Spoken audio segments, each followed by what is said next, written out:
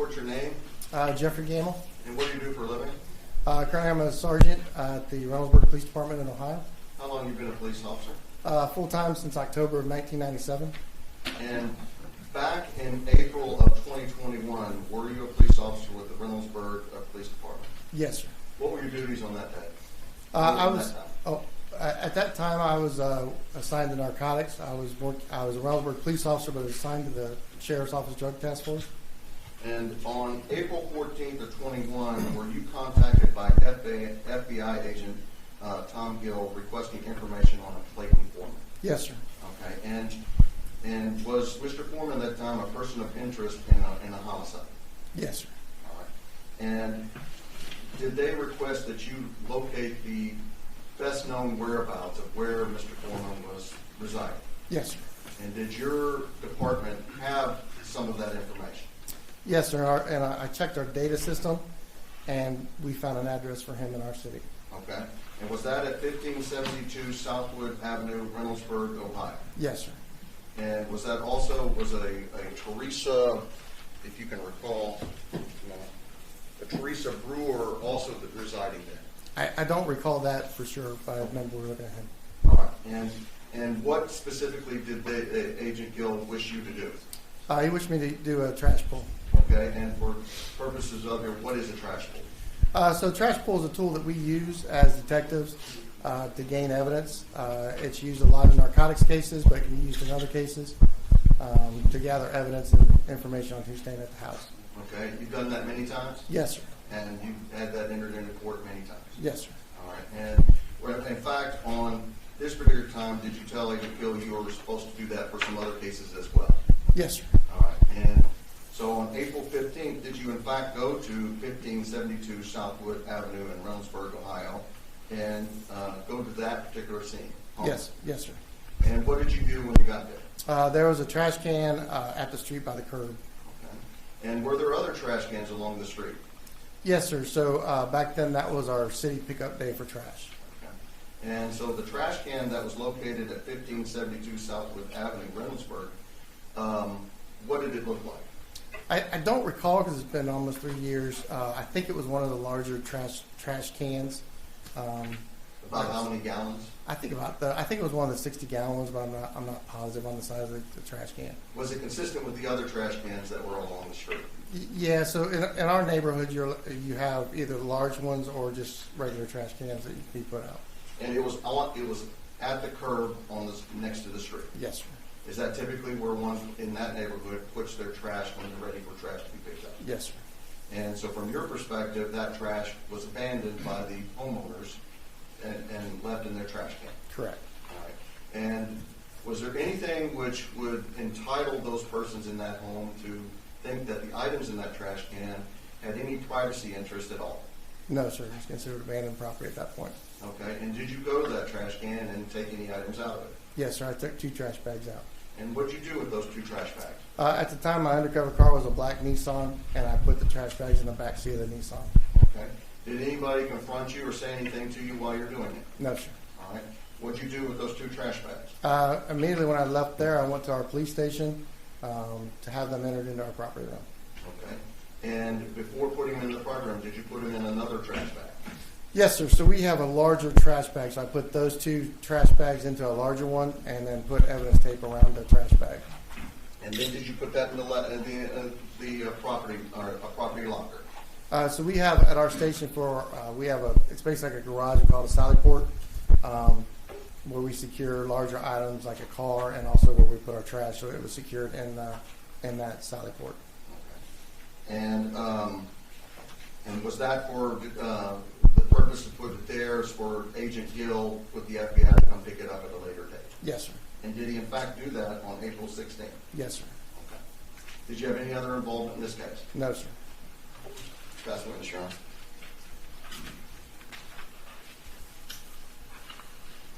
Good morning. Good morning. Do you have any pictures of the location? I do not, sir. Would you agree with that? You had a chance to take a look at your report? Yes, sir. In your report, I know this was a couple of years ago, did you make mention that, one, it was trash day? No, sir. How do we know it was trash day? That was our normal day that we have our trash pickup in the city. That it's changed since then. I'm sorry. And the other thing is did you ever make mention in your report that there were other trash cans out in the street? No, sir. How do you know that they were, you cannot know for certain that they were giving up any trash to the public at that time, but what their intent was, the homeowners? Correct? For the neighborhood or No, for the homeowners. for the? I'm People sorry. at that residence, you don't know what they were thinking, whether or not they were going to throw it away or not. I assume since it's in a trash can at the curb, it's to be picked up. Yes. Trash can wasn't by the house or close No, to the house? no, sir. It was on the street. No. No further witnesses, Your Honor. Can this man be excused, or do you? One last question, if I may. Did you ever discuss with the person that asked you to do this the extent of the investigation? He just told me he was a person of interest in the homicide, and again, I don't remember everything that was said back then. And what details did they give you in reference to that you remember? Just that he was a person of interest in a homicide involving a school teacher down here. And then he instructed you to do what? And this is the FBI agent, correct? Agent Gill. So, and what did he instruct you to do? He asked me to get the trash because I told him I'd pick up trash and I'd be willing to do it. And so they contacted you the day before this was to happen? Yes, sir.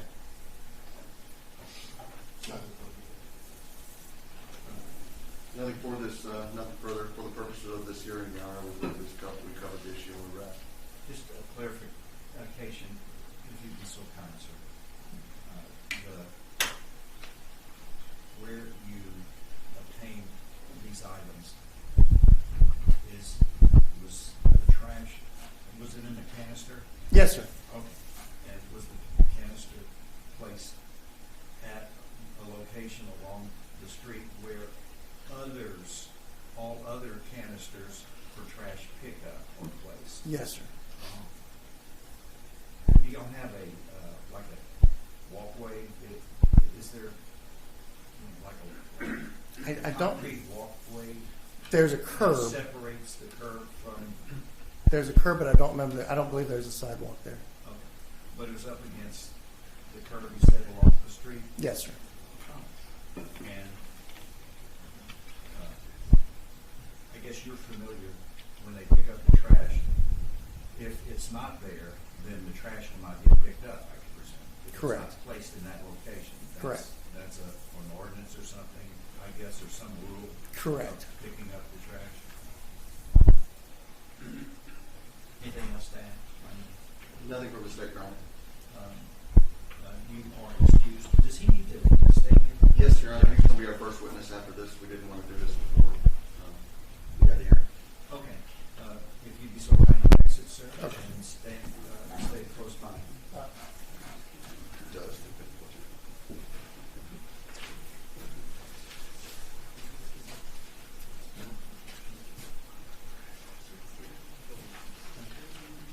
Go ahead. Any summary by the parties? Your Honor, our position is that it is abandoned property. The defendant had no right to or Fourth Amendment rights. This is well-established law, not only by the United States Supreme Court. I refer the court to California versus Greenwood, 108 South Supreme Court 1625. There's a long line of cases which support that. There's very few cases in Texas because it's like very well established and understood, but I will refer to the court in Nilson, Nilson versus the state of Texas, a Dallas Court of Appeals decision in May 22nd, 2003, which says trash pulls are abandoned property and there's no right to privacy and no Fourth Amendment rights by the defendant. Go ahead, Mr. Burbank. First, I rely upon my motion in reference to the cited factors I think are important. Our position is that the law enforcement had sufficient evidence to this trash pull with a warrant, and it should not have been warrantless at the time because of the facts and factors that they knew prior to the date of April 2001. Okay. Any,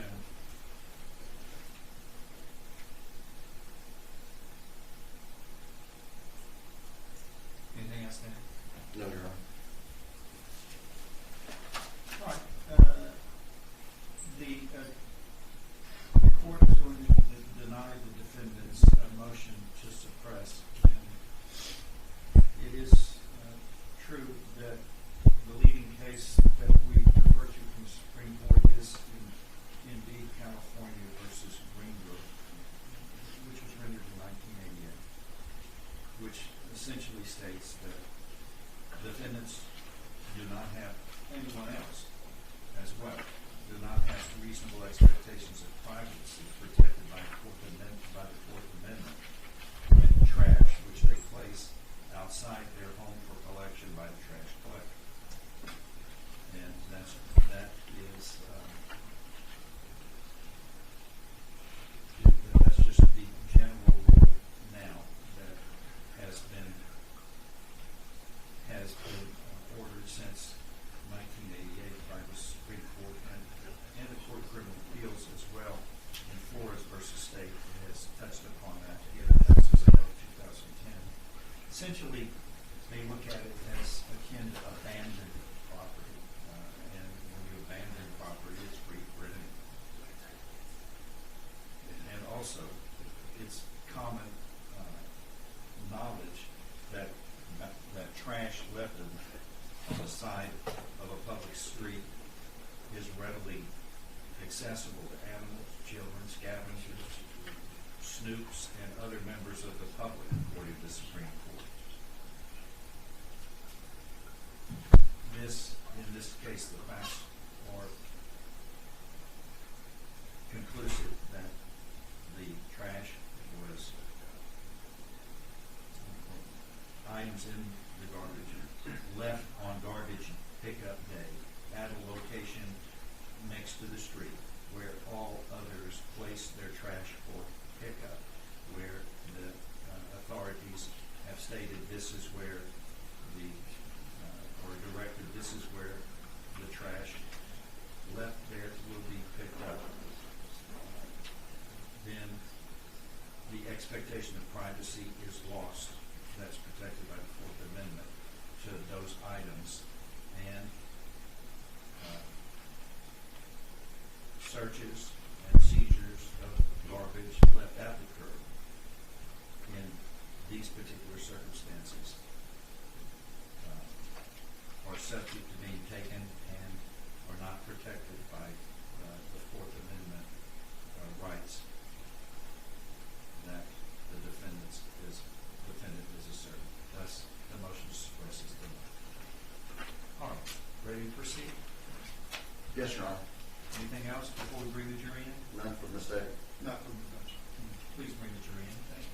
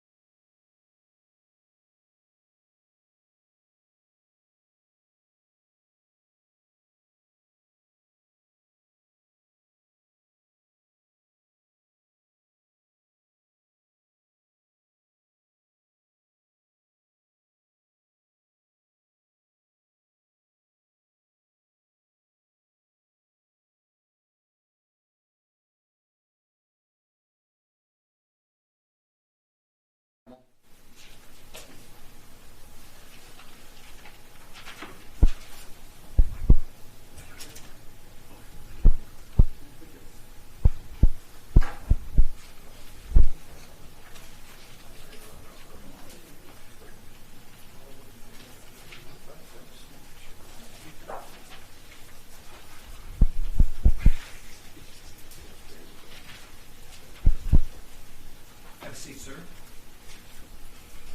And for the record, this witness has already been sworn in, ladies and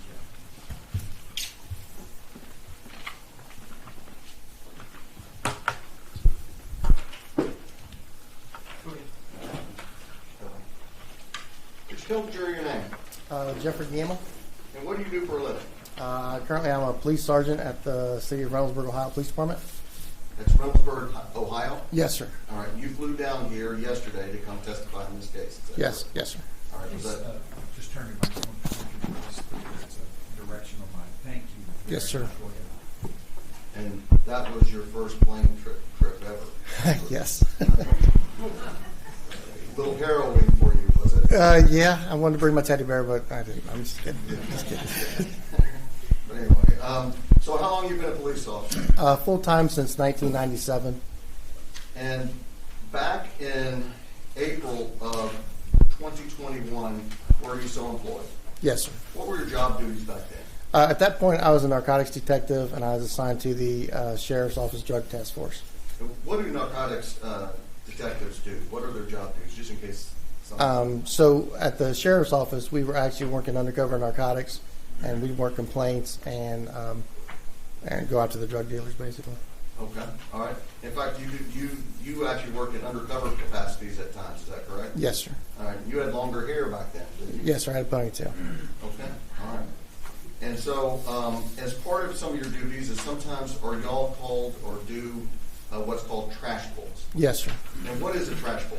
So a trash pull is used a lot by detectives, especially in narcotics cases, but it can be used in other cases where we will go get the trash when it's put out, and you can find out who's living at the house, or you look for evidence that's in the trash to assist in your investigation.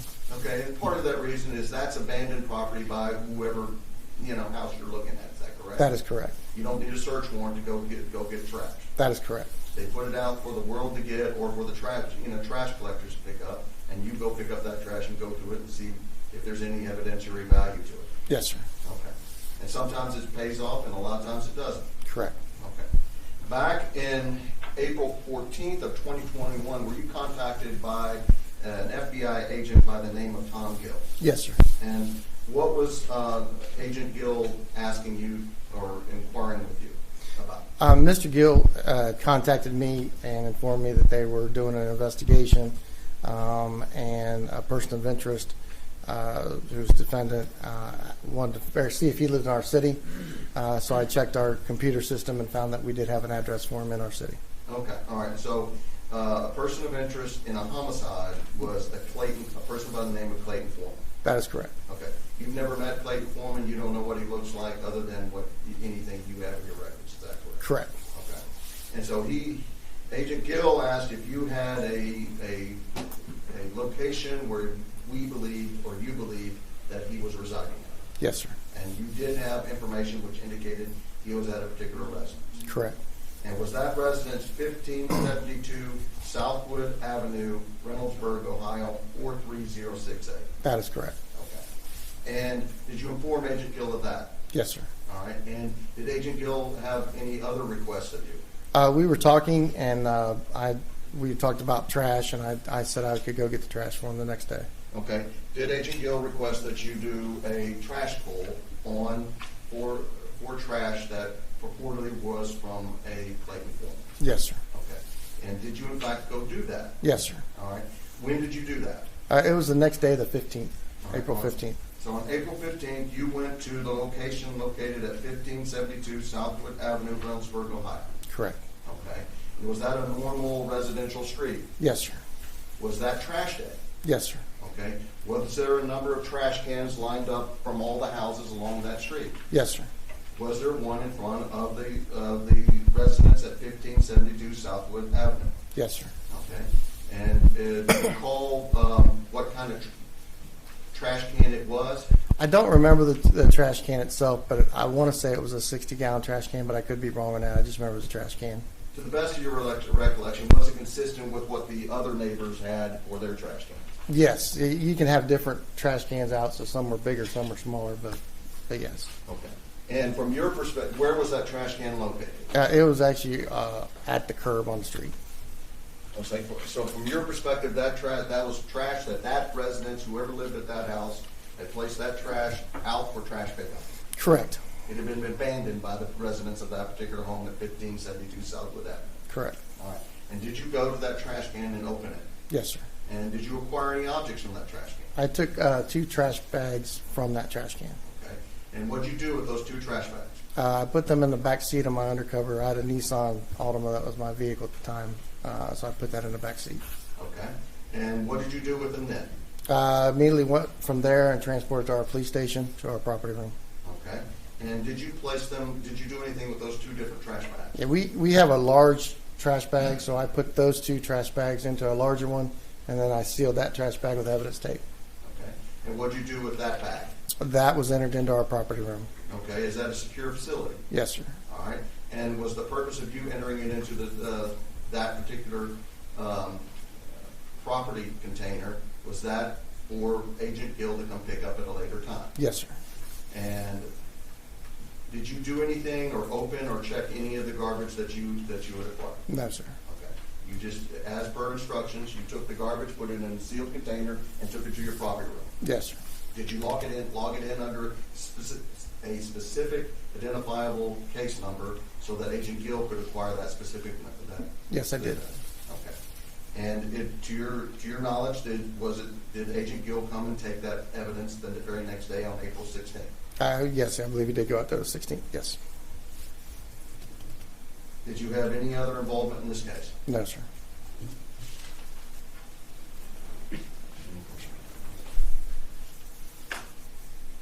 Hope you're playing trick backs. It's just nice. All right, pass it away, Sharon.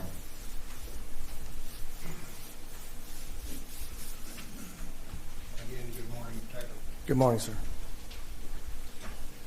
When you placed the bag, or the trash bags at the police station, you said you used a specific number to identify those bags. Is that correct? Yes, sir. What number was that? Off the top of my head, I don't recall. And once we put the information into our system called IMC, it assigns it a property tag number. Do you know what that number was in order to keep track of it? Off the top of my head now. You're familiar with trash pulls, right? Yes, sir. I testified that that's a normal course of business, and even in drug trafficking, right? Yes, sir. So there may be many trash bags. How do you identify that was a trash bag that the FBI agent might have taken from the facility? So it would have been entered into that property tag, and he would have had to sign for that property tag from our property room. But you don't have the number of that. No, off the top of my head, no. Did you give that bag to the agent when he came to the police facility? No, sir. I was off work that day. So you don't know what bag he picked up? I wasn't physically there to observe it, no. Nothing further, Jeff. Anything else? No, Your Honor, may this witness be excused. Any objection? No, Your Honor. You're excused, sir. Thank you. Thank you, sir. Next, please. Agent Tom Gill.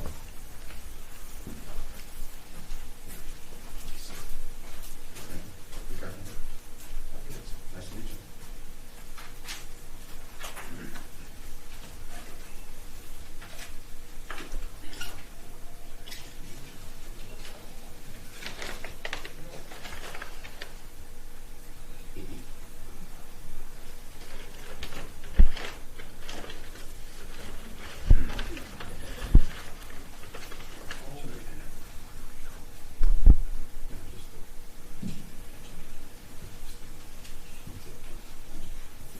Raise your right hand, sir. Do you solemnly swear or affirm that the testimony that you will give shall be the truth, the whole truth, and nothing but the truth? So help you God. Yes, sir, I do. Please have a seat. Thank you.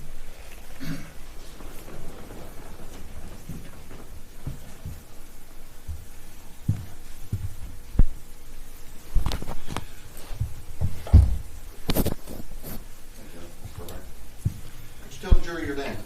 My name is Thomas J. Gill. And what do you do for a living? I'm retired. Okay, what did you do? Formerly, I was an FBI agent in Columbus, Ohio. All right. You had to fly down here to testify here today. Yes, sir. Okay. And how long were you an FBI agent? 25 and a half years. What were some of your job duties as an FBI agent?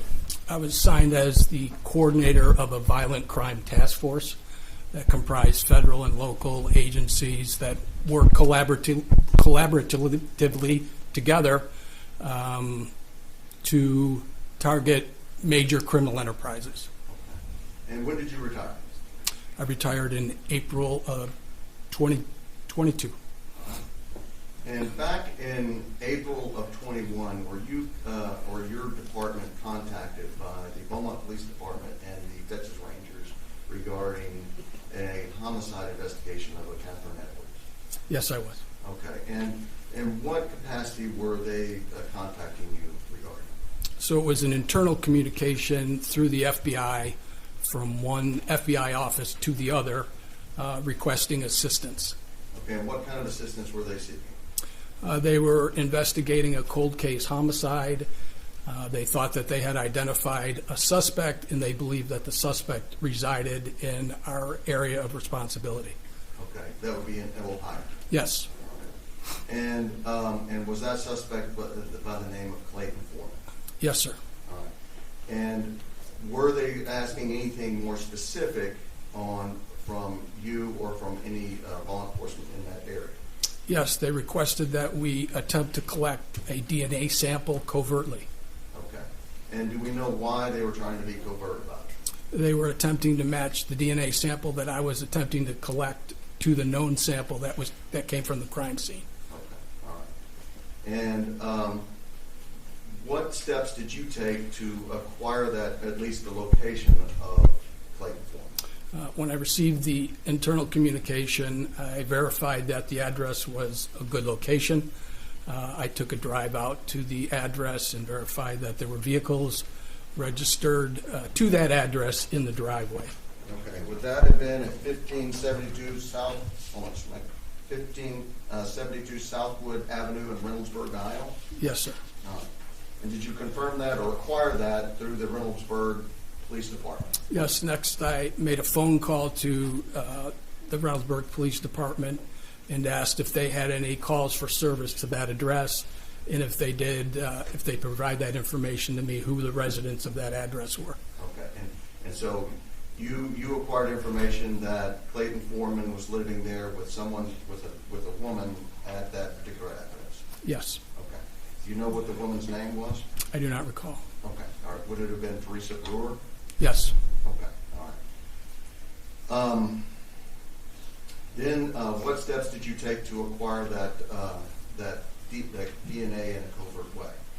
I called Detective Jeff Gamble and advised him that we were going to attempt to do a trash pull, which is a common law enforcement technique where you surreptitiously collect trash that's put out at the curb and then go through it for evidence.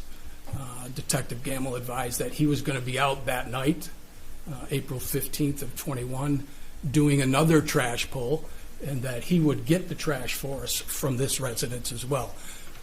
So therefore, we didn't have to go out and grab the trash. Okay. So you went to the residence sometime before that, then talked to Officer Gamble, and he said he was going to do it for your department. That's correct. Okay. And did Officer Gamble do a trash pull at the 1572 Southwood Avenue? Yes, he did. And did you go to the Reynoldsburg Police Department to pick up that trash? I did. Okay. Was it located in a secure location and the property division of the Reynoldsburg Police Department? Yes, it was. Okay. How did you identify that it was the trash pull that Officer Gamble had acquired? The civilian evidence control technician provided the bag to us and compared it to their evidence log. Okay. There was a specific number that Officer Gamble had logged it into, and you acquired that information and then acquired that property. I did. I signed the form accepting custody of that. Okay. All right. And when you acquired it, what condition was it in?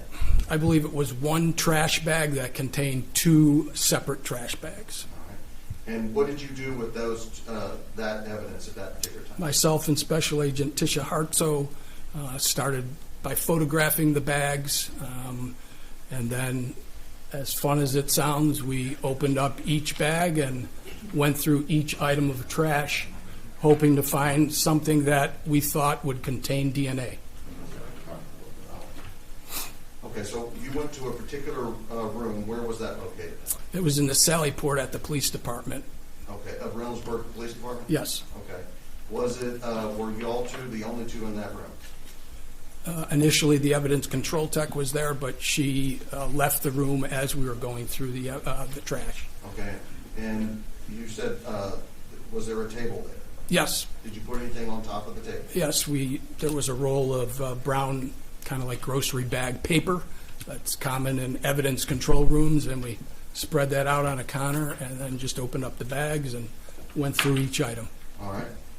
And so you emptied these two garbage bags of garbage onto this table, which is covered with this brown paper, and you and the other agent were going through this particular home's garbage. Yes. What were you looking for? Anything that we thought would contain somebody's DNA who lived in that house. Okay. And did you do that? Yes, I did. And when you acquired certain items out of that garbage, what did you do with it? We photographed it initially, and then we packaged it and transported it to the FBI office in Columbus. Okay. And when you packaged it, did you seal it and you actually signed it and dated it that day? Yes, I did. And did this occur on April 16th of 2021? Yes, it did. May I approach the witness, Your Honor? Yes.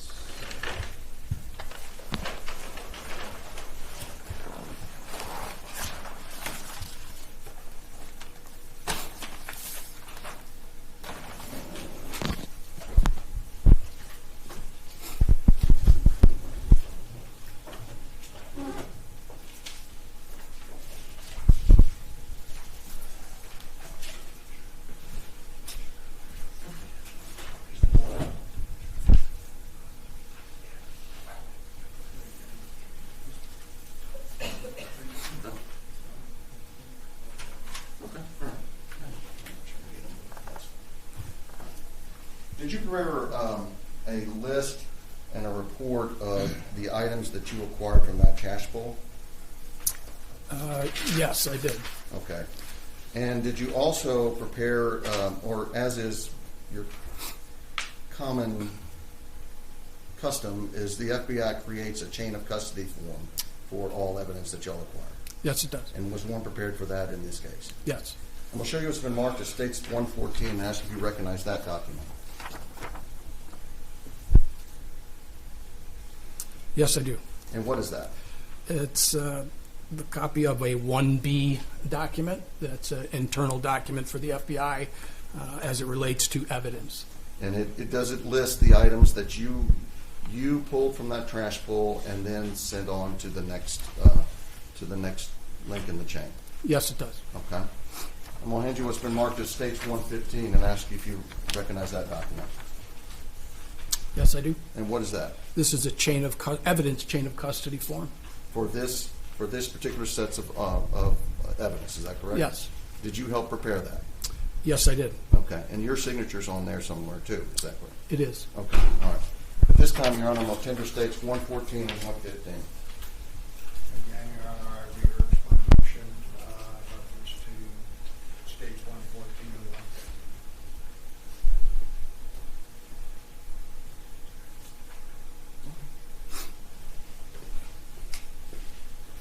You mean your motion to suppress? Okay. Bill Rule, States Exhibits 114, 115 are admitted.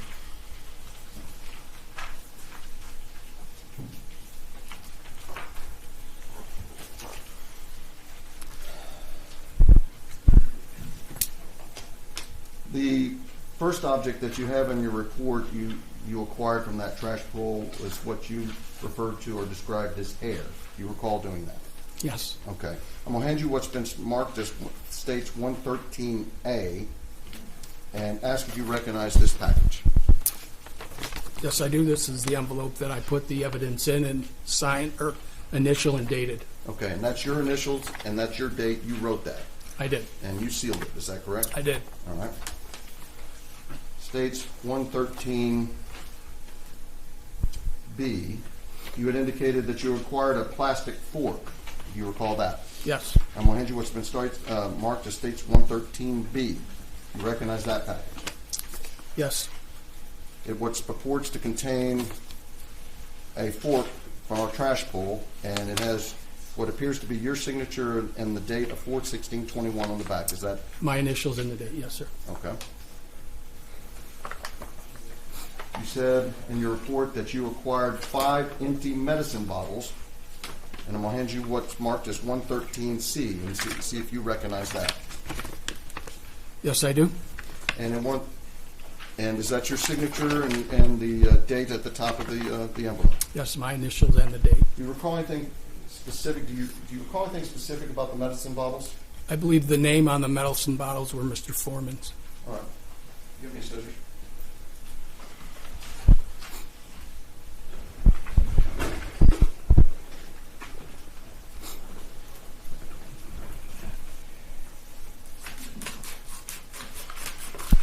I'm cutting open 113C.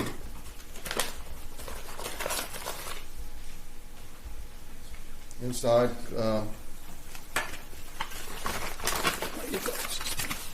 what appears to be some medicine bottles.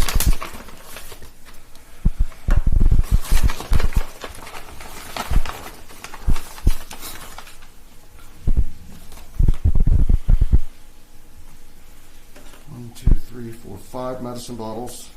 And on the medicine bottles, does it appear to have a name on them? Yes, it does. What name? Clayton Foreman. Okay.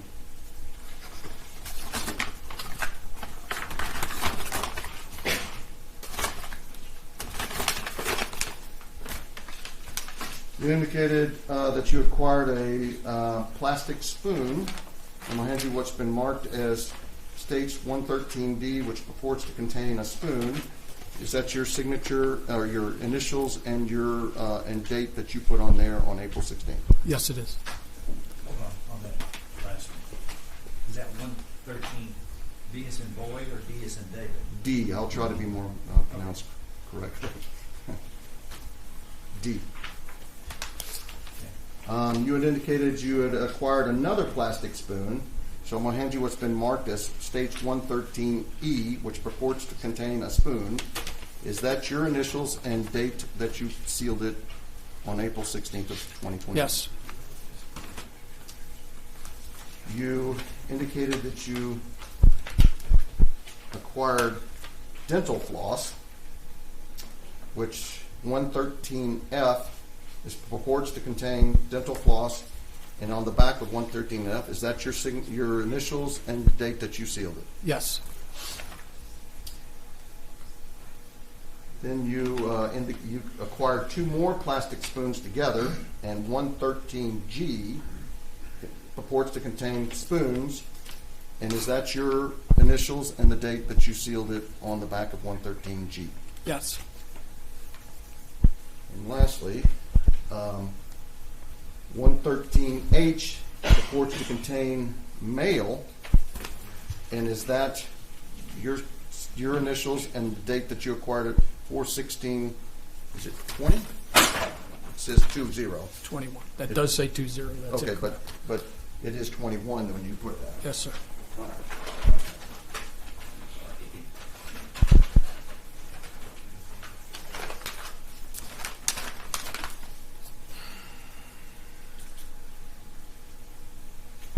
Once you sealed these, what did you do with them? They eventually went to our evidence control tech, Cheryl Tolbert, and she was responsible for logging it into the FBI evidence system, and then arranging to have it delivered to the Beaumont RA. All right. And Cheryl Tolbert was over property, and is that how y'all secured and maintained the integrity of your property? Yes, correct.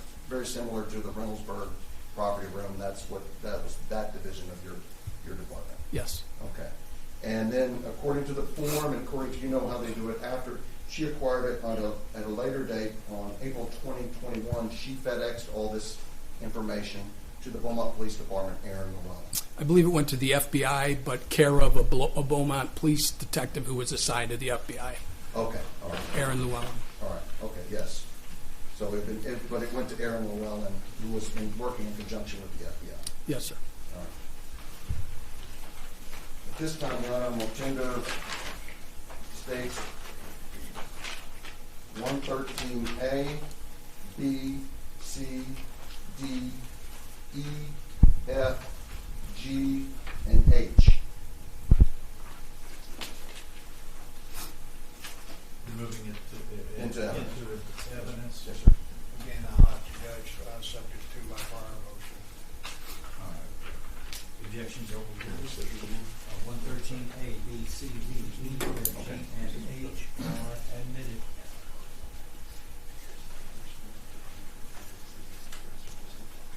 Okay, all right.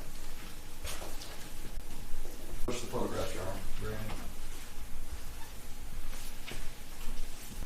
Yes, sir, it is. All right, and then contained within that were two other garbage bags? Yes.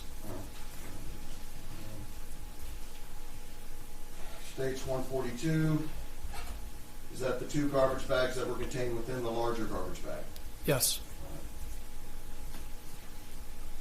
States 143, that's just a different picture of it, is that correct? That is correct. Match. Okay, now let's talk about GEDmatch first before we start saying that, you know, you can just get on there and look at GEDmatch and get anybody's DNA. How is it that you get onto GEDmatch, and how is it that you get to look at somebody's profile?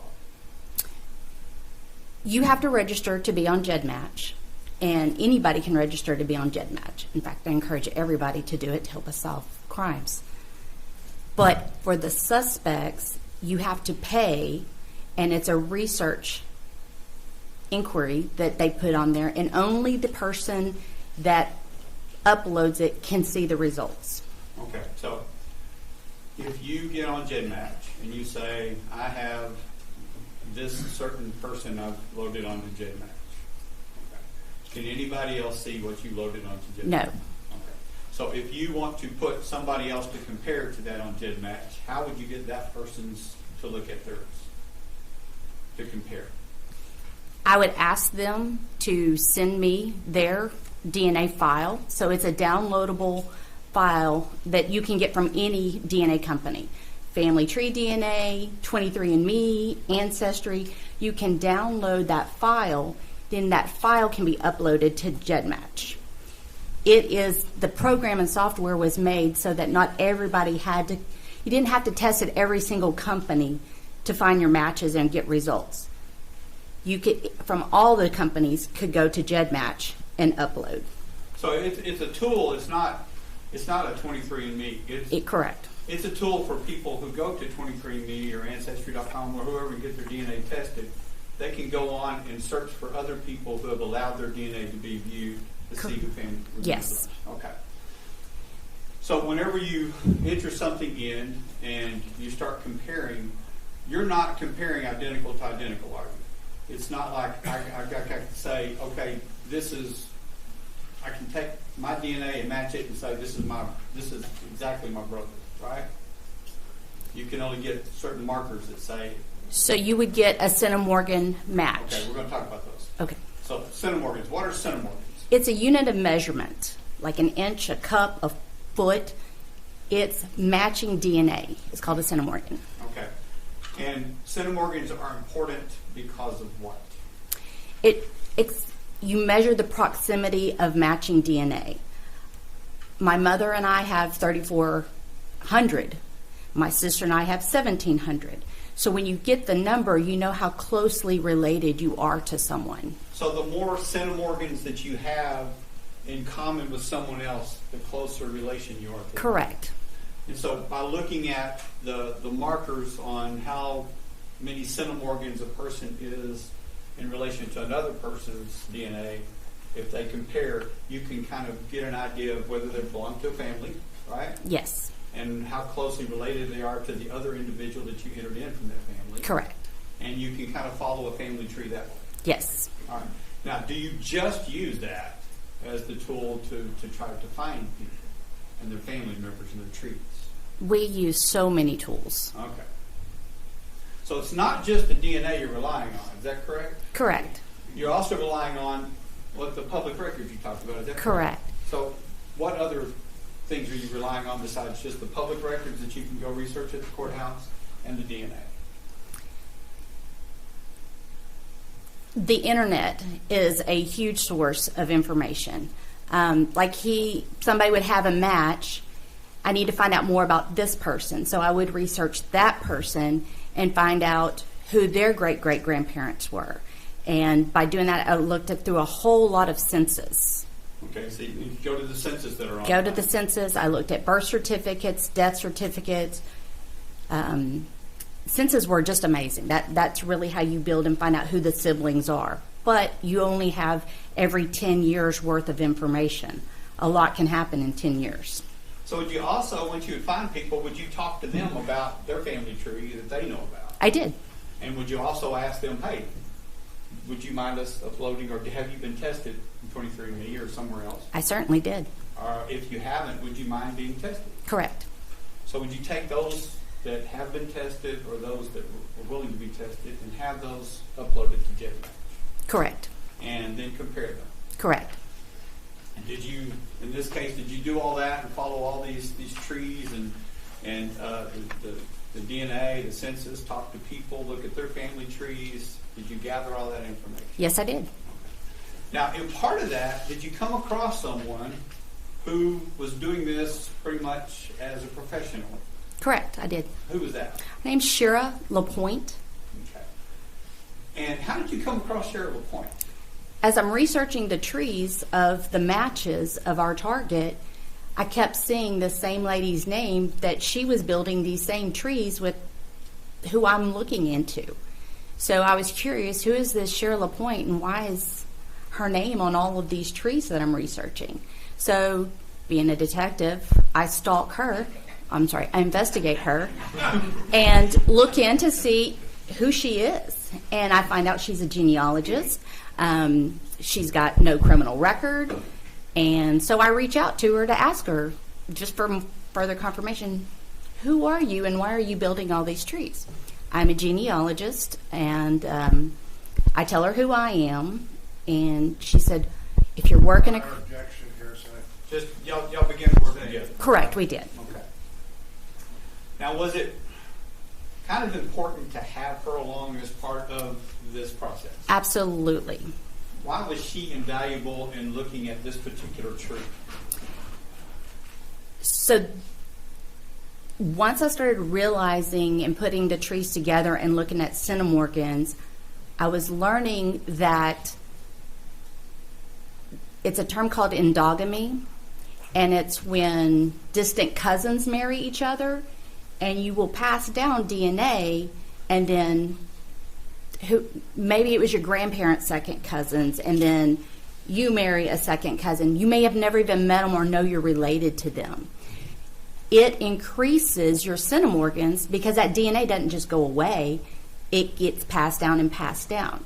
So it's very common in what I know to be the Cajun culture to have higher centimorgans because the area was so isolated for so many generations, and the numbers are saturated with centimorgans.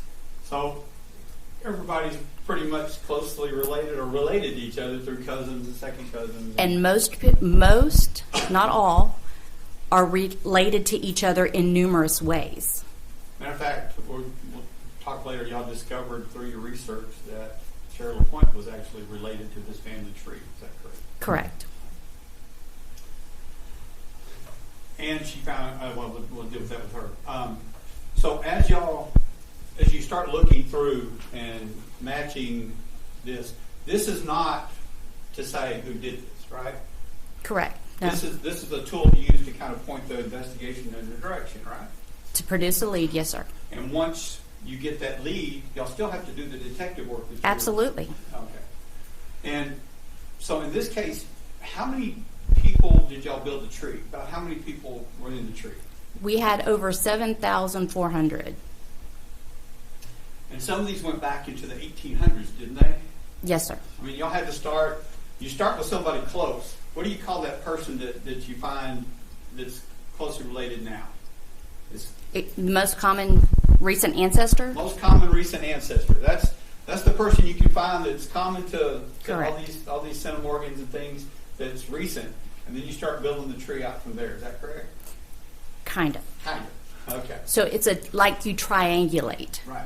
So you have your target, Right. and then you have a match, and then you work up and triangulate who this common set of grandparents are. Okay. So y'all had involved you know your husband had involved the laboratory called Othram, correct? Correct. And you never saw Othram's results, did you? No, I did not. All right. But you did have at least a list of names to start with, Yes, and that's where y'all began. correct. And how long from the time when you started the process of the names until you had developed someone, a lead, or several leads, how long was that process? About 3 months. How long would you work on it every day? We figured it up, and my husband and I would have made over $50,000 in overtime if we had put in for overtime, but we did not. So this was something y'all worked on in your spare time, right? Along with your work. Along with my work and my spare time and on weekends, and there were nights that I didn't sleep. I'd work through the night. So in that time frame, did y'all come up with leads that you would follow and learn that those were not the right way to go? Correct, we did. And not just through the DNA, but through other things that you researched. Is that correct? Well, primarily it was the DNA. Once we exhausted a family and we never got higher markers, we knew we weren't on the right triangulation because, like I said, they are related in different ways. A lot of people, I'm not saying. And some leads you had actually had ties to the Beaumont area, right? Yes, many did. And did y'all question and talk to those? Yes. And did you rule them out? Yes, And also through their DNA, did you rule them out? correct. And then, as you narrowed it down, did you come to two brothers in the Beaumont area I did. at that time? Well, they weren't in the Beaumont area, but two brothers that had ties to the Beaumont Yes. area. And what were their last names? Foreman. Was one Clayton Foreman? Yes. And did he have a brother? Yes. And after looking at Mr. Foreman, did his centimorgans matched with the family tree? I did not know his You did not centimorgans. have his. That's right. You didn't at that time. No, sir. You had what? A close relative. What was the relative? Actually, it wasn't even a close relative. Okay, who was it? We had numerous Okay. second cousins. All right. Numerous. How we were able to narrow it in is we followed this family tree and knew that he was related to everyone in this family. But when you know you've got the right common ancestors is when you're also able to match from mom's side or dad's side of the family now. We originally did mom's family tree and came to two guys from Beaumont, right age range. Let's look at this. So some of our other matches, we ran a tree on them, made the tree, and realized this tree is his mama's and this tree is his daddy's. It's one of these two brothers. It's going to be a child from that union. And after looking at both of them, did you look at them as a detective would look at them? I did. And after doing that, did you determine that y'all would look at Clayton Foreman? I did. So, what's the process that you and your husband and Ranger Best decided to do would be best to try to determine if y'all had the right suspect? We needed his DNA. Okay. And how did y'all decide to go about that? My husband reached out to the FBI in Ohio, where Foreman was living at the time, and they did a surreptitious, I'm so sorry. Surreptitious? Yes. Secret trash run. They didn't tell him, they didn't ask for permission. The trash was abandoned at the side of the road, and FBI in Ohio went and picked up the trash. So, after that trash search, there was a DNA test, is that right? Correct. And after that, did y'all stop working on your family tree? We did. Okay. And because of the results of that, or that testing? Correct. Okay. Now, afterwards, did you have some other things that you did as a detective, interviewing witnesses and things of that nature, people who knew Mr. Foreman? I did. And talk to those and get several different statements from different people? I did. And after you completed those witness statements, did you have any further investigation apart from this other than coming to testify? Not that I recall. Okay. Thank you, ma'am. Pass it. All right, we're going to take a short break, ladies and gentlemen, 5-10 minutes, refresh, and please report back outside. Everyone else remain seated while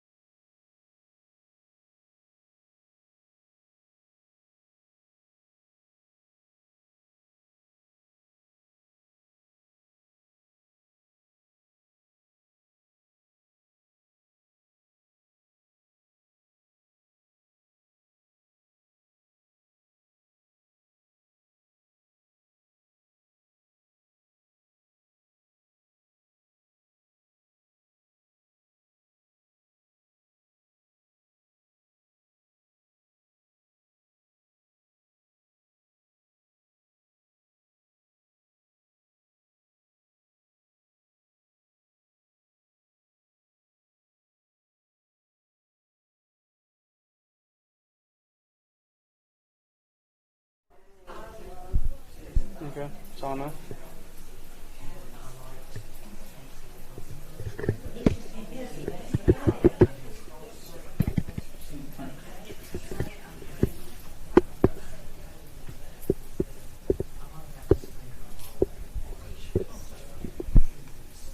No, one, two, 1, 2.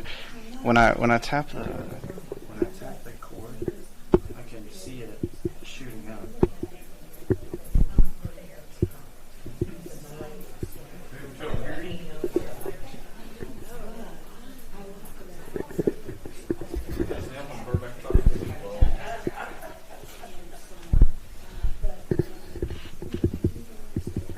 But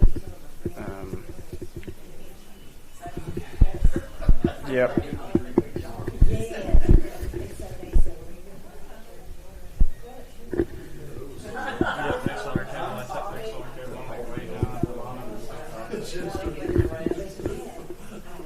He's been like that. I'm texting the XLR cable.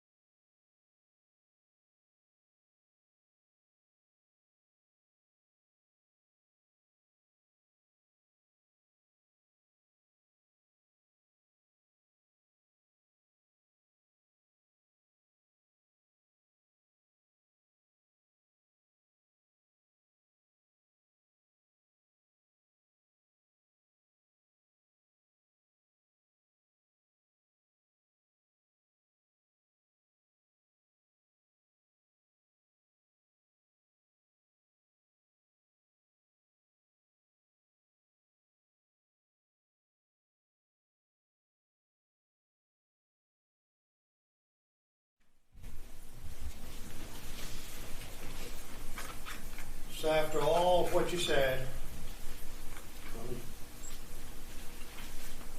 that's the question. Okay, This was a cold case. correct? You had results from Cellmark, I did not. but you knew that there were results from Cellmark that didn't identify anybody. Yes, Right? yes. I'll put it in simple terms. Okay. Not technical terms. But- Right. And if you disagree with me. We did not have a CODIS hit. And somebody contacted your husband and said, hey, do you have anything that might, we can work on, unsolved cases. Yes, I'm putting it real simple. Okay. So you pulled the Edwards case, and I assume, or tell me because you know what you assume, what that means. well, I can stop you there. I did not pull the Edwards case. Well, somebody in your department. Yes, sir, they did. You're Yes, Beaumont PD. right, okay. I just want to make sure, it was not me that initiated the But you were part of investigation. it, and You testified how you and Aaron, Detective Llewellyn, Yes. your husband, worked a lot of cases. You're the he's the Introvert, inside correct. person. Okay. And so, from your understanding, did they then take what Cellmark did and send it over to off-ramp? I have no idea how Well, any of somehow- the evidence was done. Okay. But that's probably what happened. I would be speculating. I have no idea where But at any of the time- evidence was taken. I guess the point I'm trying to get to, Detective, is that at the time that y'all got involved again, and that's Beaumont PD and the Rangers or whatever, you sent whatever you had over because you had a dead end, and you may not know the answer, but a dead end with Cellmark and DPS or wherever you had done previous testing with. And so you sent it to AuthoRam, which is Mr. Middleton. Middleman, Yeah, that's what I was going to say. And he came up with some result. yes, And I guess you took all of the stuff, or you would hope, or you would think that all of what you had in your possession, you were going to go have test because you were at a dead end and you needed to try to get it moved or get it solved. not necessarily. No? It's a very expensive procedure. In fact, to do the initial testing was over $10,000 to get one genetic profile. But you have a 30-year-old case that you haven't solved, and how can you put a price tag on trying to get... Price tags are not my business. Well, but were you ever told you couldn't do this or that because of the cost? No, sir. No. Okay. And you said you weren't part of it, but whatever y'all had to be sent to AuthoRam to get whatever you got. Yes, sir. Okay. And so they gave you a result, AuthoRam, that's they, and then you did that and you started your family tree stuff. Correct. Did it direct you over to Louisiana The initial? yes, Did it direct you anywhere else? all over. All over. In fact, you said that you had about 7,500 leads. That's including deceased people, generations back. Right. But, Yes, and you were able to come up with one side of the tree, which was mom's. yes, And then you started the triangulation and then tried to get dad's tree. Or how did you associate mom and dad generations back? Was it through records?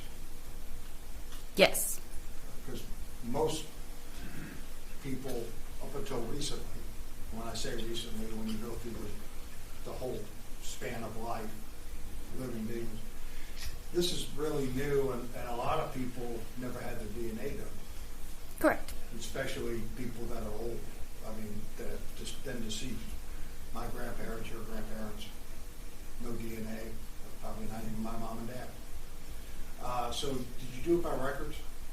I did do it by records and information that the family gave me as well. So you contacted these people I did. and then went through it.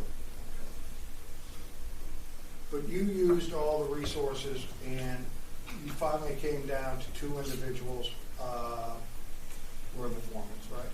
Yes, sir. And that's when you went and proceeded to, and I think you talked about it, contacted Ohio. I guess you contacted his brother too. No, not at that point. You never talked to, you don't know whether or not his brother was contacted? Not at that point. After he was in custody, his brother was contacted.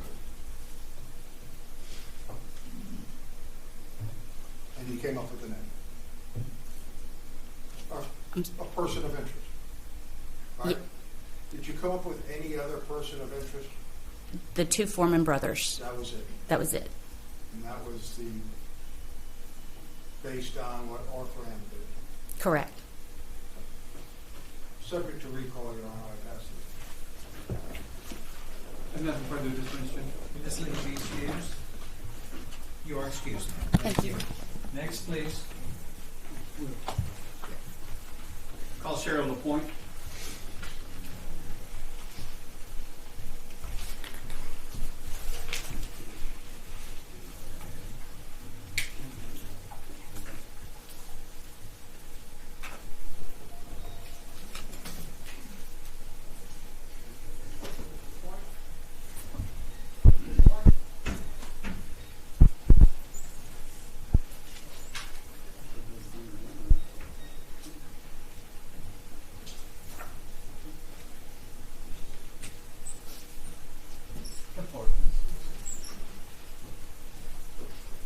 And raise your right hand. Do you solemnly swear or affirm that the testimony that you are about to give shall be the truth, all the truth, and nothing but the truth? So help you God.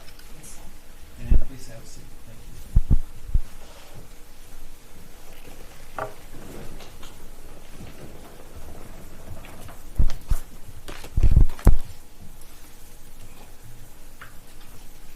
Kind of get that chair when you're comfortable. Okay. It's kind of hard to do. There you go. Very good. Hold on. Too I'm close? too You need to close. sit back a little? Okay. How's that? That's good. Better? Okay. I'm better. I'm better. Yes. Can you state your name for the record, please? Shara Broussard LaPointe. And where do you work? I work for DNA Labs International How long have you worked for DNA Labs International? for about 11 months. Okay. And what do you do for them? I am a forensic genetic genealogist. And where are they located right now? Deerfield Beach, Florida. And are they a certified laboratory? Yes, they are. Now, back in 2020, when I believe you got involved in the case we're talking about, were you working for them? No, sir. Who were you working for at that time? I actually was self-employed. All right. So let's talk a little bit about your background. How did you become interested in genealogy? So I first became interested in genealogy when one of my grandfathers died, and I realized I didn't know a lot about his family. And I started doing genealogy in about 2003. Okay. And so how did you go about it in 2003? How did you start the process of looking on the family tree? Libraries, courthouses, Ancestry.com. Just normal things everyday people can do, right? Correct, yes, sir. So most of the tools that you use, anybody can use. Is that right? Yes, sir. Just need a little experience. Is that correct? Yes, sir. All right. So you started working on family trees. Did you start helping other people look at their family trees? At that time, no. Okay. When did you start doing that? So in 2015, I took a DNA test on Ancestry.com. Okay. And when the results came in, I became very curious as to what the numbers meant and realized that I was DNA matched to a bunch of people that I didn't realize I was a DNA match to. and I wanted to know how the process worked. And that's when I really got interested in it.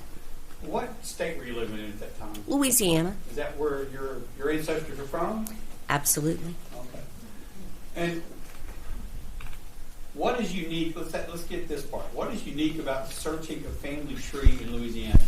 So we are mostly of Acadian descent, and our ancestors came from Nova Scotia. They settled in South Louisiana in the late 1700s, and they couldn't travel far.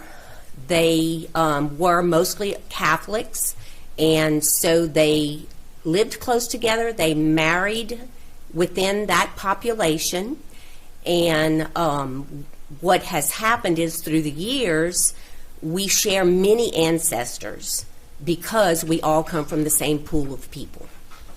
So when you start looking at the genealogy of people in Louisiana, you come across some different numbers than you would if you were going somewhere else. Yes.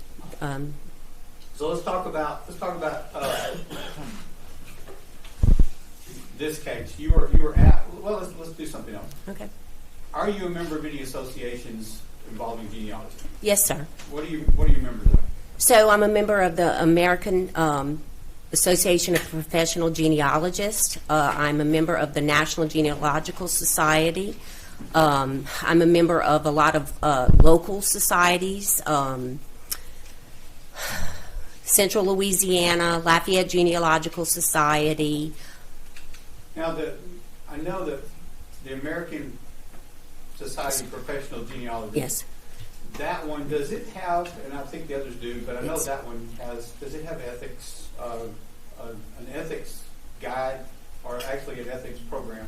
Yeah, yes, sir. Can people file, like they can with the State Bar of Texas, can they file grievances against you, complaints against you with that? Yes, sir. We do have a code of ethics that we have to follow. And that code of ethics, if somebody were to file a complaint, would be investigated by that agency, is that right? Yes, sir. Now, are you in good standing with them? Yes, sir. No complaints filed? No, sir. Have you used genealogy in the past to help, in your profession, to help identify people's ancestors? Yes, sir. And what type of situations? So, different situations, adoptee cases. I've worked. When you say adoptee cases, Okay. what do you do in adoptee cases? So, an adoptee doesn't know who their biological family is. So, I help them to find who their parents are. Okay. Okay. Situations of we call non-paternal events, like if you don't know who your father is, or someone may have taken a DNA test and found out that the man they thought was their father is not their father. Work those cases. And I've also helped in some law enforcement cases, unidentified human remains. Okay, one of those in particular that people might be familiar with was the killing fields. Is that correct? Yes, sir, the Texas killing fields. How did you help in that case? So I got involved with that case because my father-in-law was a DNA match to one of the bodies that was found in the Calder Road area. And I helped work that case to figure out who she was. Okay, so did you receive an award from the police department for Yes. your work in that? Yes, sir, I did. Now, have you ever testified in a courtroom before? Once in divorce court for my parents' divorce. Okay, but not as a genealogist? No, sir. All right, this is your first time? Yes, sir. All right, now, what are some of the tools besides public records and things that you look at? What are some of the tools that you use in determining people's genealogy? Okay, so we have sites that we use, such as there's a site called DNA Painter. There's something called the Shared Centimorgan Project that we use. There's a tool called GEDmatch that we use. Right. Okay. So in this case, did you utilize all those tools? Yes, sir. Along with all the tools of the public records? Yes, sir. And does that include birth, death certificates, Census records. census records, and things like that? Yes, sir. So how did you become involved in this case? So when I got involved in DNA, I encouraged all my family members to DNA test. Okay. And my father-in-law, my husband, my son were DNA matches to the DNA that was found. And so when law enforcement was looking at GEDmatch, my email address kept popping up, Okay. and that's how I got involved. So you were actually involved in the family tree that Tina Llewellyn was researching. Absolutely. And so because you were related to some distant relative or some way in this case, you became involved. Yes, sir. And did you do it voluntarily? Yes, sir. All right. Did that help in the investigation, looking at the family tree, to be able to know some of the family Yes, sir. and to tell them you're part of the family? Yes, sir. So what was your part in this investigation as far as looking at the family tree? So the process that I used was to, since my father-in-law was the highest match that I knew, my job was to figure out how my father-in-law and other DNA matches were connected. Who was the most recent common ancestor on those lines? Okay, so you Okay. started from there That's where I started from, yes, sir. and built the family tree from the most recent. Did you start working upward or older or newer? So you start with the older one, and then you build down. Okay. So what is it you're looking for as far as trying to match somebody and how closely related they are? Okay. So if I knew that my father-in-law and a particular match were second cousins, that meant they shared like great-grandparents, and so I would start from there. And as I build the tree down, I'm looking for connections to other DNA matches to see where they fit in that tree.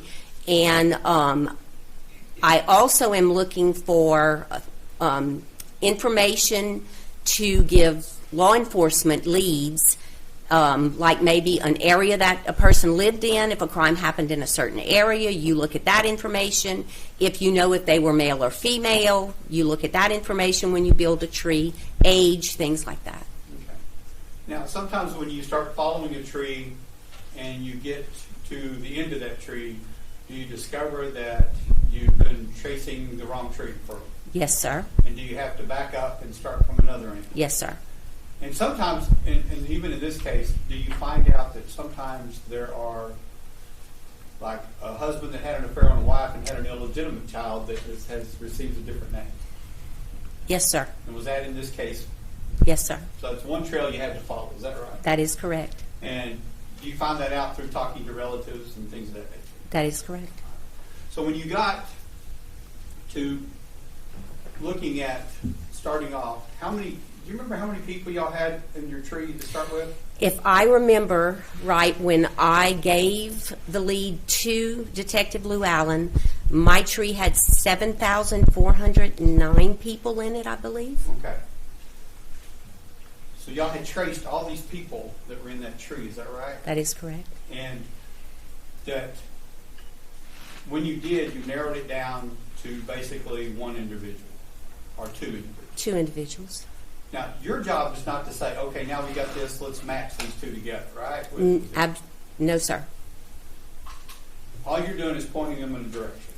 That is correct. Did you point them in a direction before where they talked to some people and it turned out that that was not the person because they didn't have a tie? Yes. And did the DNA rule them out? Yes. Okay. So in this tree, when you came down to 2 people, what were their last names? Foreman. And what was the one that we decided after looking at?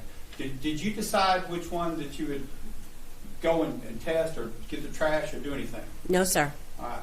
All you did was say, here's these 2 people.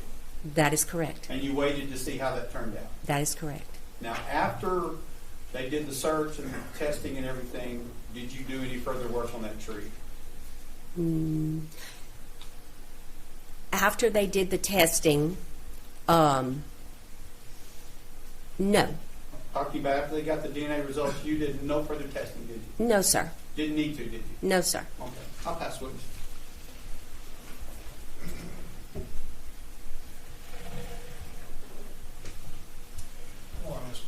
Good morning. They still only have one motel at Bunkie? We have 2 now. I wouldn't stay at either. We all might be. I have. Maybe Ken from Mansura. Oh. But you received, what did you receive to start your investigation from Llewellyn? I received the names of DNA matches to the person of interest that they were looking for. What do you mean by that? The names? The names that came from the JED match list Okay. that was given to law enforcement. How many names were given, do you know, that you got? I can't be certain how many. Rough number? Rough number 10. So 10 people that they wanted you to go start searching the family trees. Correct. I'm putting it in simple terms. Okay. Yes.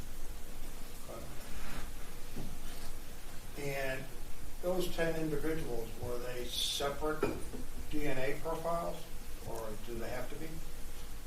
Yes, they're actually separate people who match the person of interest from the JED match list.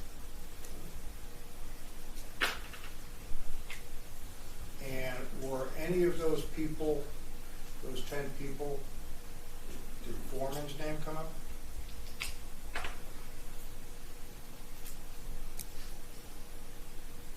So once I okay.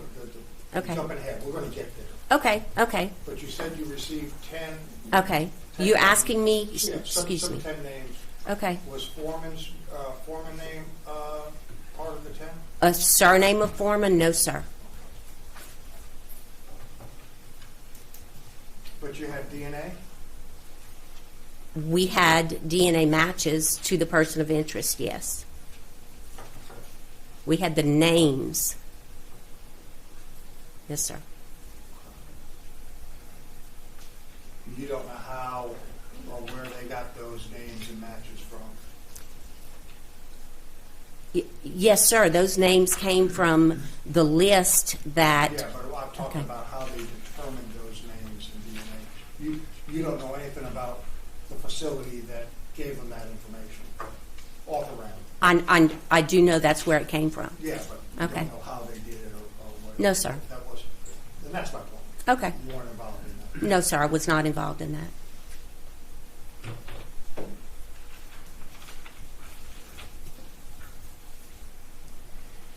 And after you pointed them to 2 individuals, do you know what they did with the other 10 people that they gave you to research? Did you give them any direction, or did you? So, can I explain a little bit about what I did with those, say, 10 names? Okay. Is I figured out how or if they matched my father-in-law to find the most recent common ancestor to build the family tree, and that's all that's done with those names. Right. And I guess my question is that after that, you didn't do anything with the other DNA that they had, or through DNA that they gave you? No, sir. Okay. After you gave them the 2 names,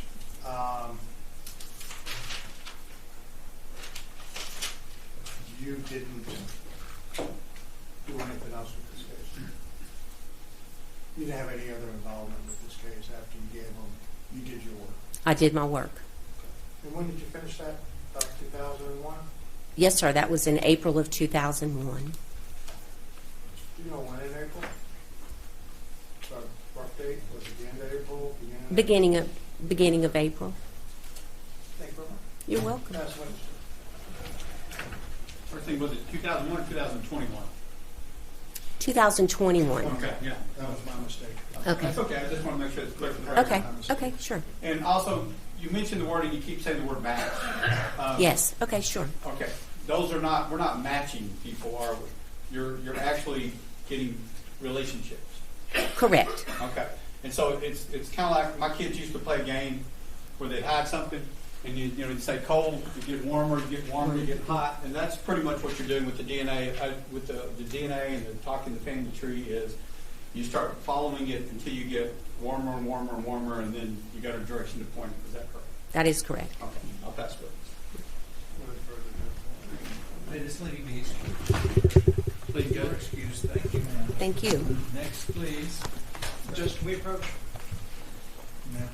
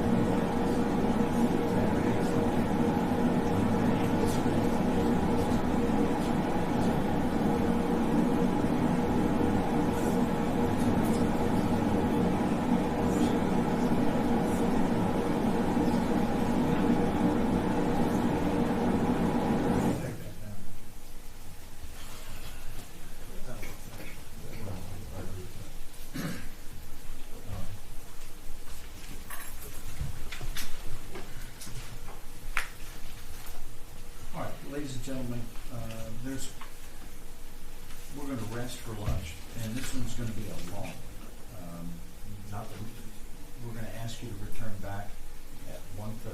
We have some matters we have to take up at 1 o'clock that you're not allowed to be present for. It's just some legal issues we've got to deal with. So that gives you a couple of hours, and it's not unusual. This happens in trials. But we are moving forward. We have 20 witnesses already, and I think this is, I think they're more than halfway through. So they give you an idea of where we are. So with that in mind, have a long lunch, and maybe you can relax a little bit for a couple of hours. Please report back at 1:30, and remember the instructions the court has given.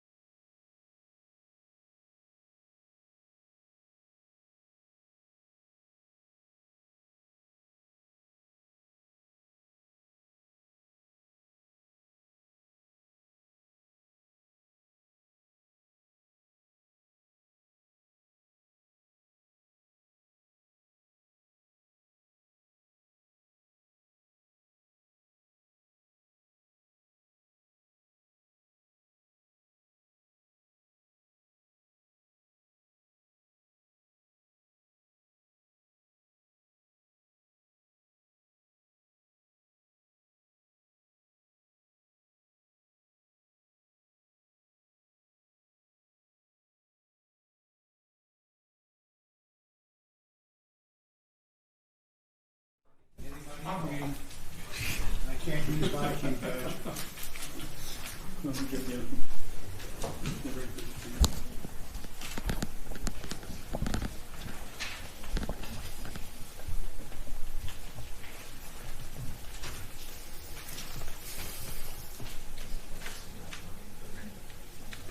Okay. I told you so.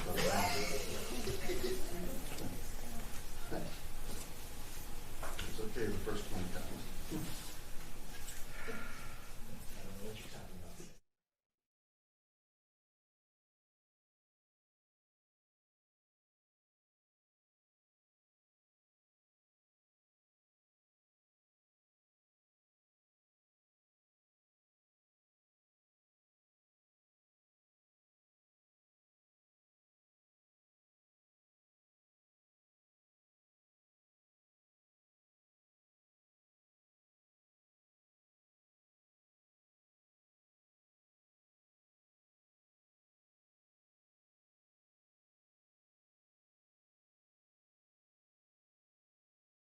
State of Texas versus Clayton Foreman, defendant, his attorney, the state's attorney, still present. And at this time, it's my understanding that the defense has filed a motion to suppress warrantless search and seizure. And I believe that is an issue that the defense has asked the court to take up outside the presence of the jury, and I believe it's that time for that, is that right, or not? It's an oral motion, Judge. I'm making to the court under 3822 in reference to the questioning or interrogation of Mr. Foreman by the ranger and the police detective in Ohio. So, what are you asking? That any statements made in the video be suppressed because they did not follow what's set out in reference to Miranda. In what way? No Miranda. I know in what Miranda directive are you saying that they didn't follow? Well, prior to the videotaping or prior to interrogation, a person should be Mirandized, and they failed to do that before starting conversations. You understand? Does the state understand what in particular he's focusing on? Yes, Your Honor. He told me this morning that they were filing a motion to suppress the video statement, and I assumed it was based upon some sort of requirement of 3822. I think I guess what he's saying that he wasn't Mirandized or followed the code requirements of 3822. So I understand what he's saying. Our perspective is quite significantly different than his, though. All right. Articulate, what is the point you're making? Are you saying that the warnings were not timely given at a point that needed to be given? Well, I don't think the warnings were ever given. And I have a different rendition of the state that it should have been a custodial interrogation based on their purpose of being up there. And I think if you look at the video, I think it would explain a lot, and you can make a ruling once we get into it. Is it your contention that authorities had probable cause to arrest him at that time, and Yes, then they just went through a charade of bringing him in and letting him speak or talking to him when they should have given him warnings? Yes. Oh, And I wouldn't use charade, but yes, I think it was, they should have warned him when they brought him down for questioning. okay. All right. Let's State say. He was not in custody. The video makes that clear. Brandon Best told him he was free to leave. In fact, at the beginning of the video, the defendant comes in, he's moving to another chair. Brandon, Ranger Best, then asked him, hey, why don't you sit next to the door? Went to the door, opened the door, you can leave at any time, and made it, he was free to leave at any time, and he went through the whole conversation, ended, the statement was freely and voluntarily, and at the end of it, he walked out. All right. Well, the whole test is whether there is custodial interrogation involved, both custody and interrogation are issues that have to be occurring simultaneously, and that subjects other rules and practice onto the table, in that someone in custody who is being interrogated has Fourth and Fifth Amendment rights under the Constitution, which were articulated in the Miranda versus Arizona decision, which dictated that those rights have to be expressly conveyed to a suspect or defendant when custody and interrogation are occurring. They can be in custody, they don't need a Miranda warning. They can be interrogated, if they're not in custody, a Miranda warning is not required. Here you're stating custodial interrogation was occurring. Yes. All right. You have a witness on this hearing so that the court can listen to a proffer of what this testimony would be, so that I can make some rulings outside the presence of the jury. Go ahead. Could you tell the court your name and what did you do for a living? Brandon Best, and I'm a retired Texas Ranger. Have we sworn you in? No, sir, you have not. Mr. Ranger, do you solemnly swear or affirm that the testimony that you are about to give shall be the truth, the whole truth, and nothing but the truth? So help you God. Yes, Your Honor. Please lower your hand. Please be seated. And thank you. Go ahead. And back in 2021, were you working in conjunction with Beaumont Police Department on a cold case involving the homicide of Catherine Edwards? Yes, sir. Okay. And had in that capacity, had you and Aaron Llewellyn and Tina Llewellyn developed a lead through the work of genetic genealogy? We had. And through that, had you picked out one of two brothers, Michael Foreman and Clayton Foreman, as two possible persons of interest? We had. And as y'all chose to look at Clayton Foreman for reasons we'll discuss later, but y'all chose to look at Clayton Foreman for a particular reason. Is that correct? Yes, sir. And had you and Aaron Llewellyn requested the FBI office up in Ohio to verify his whereabouts and then do a trash pull on his garbage? We did, yes, sir. And after that, after retrieving the garbage, was that garbage forwarded to a DPS crime lab?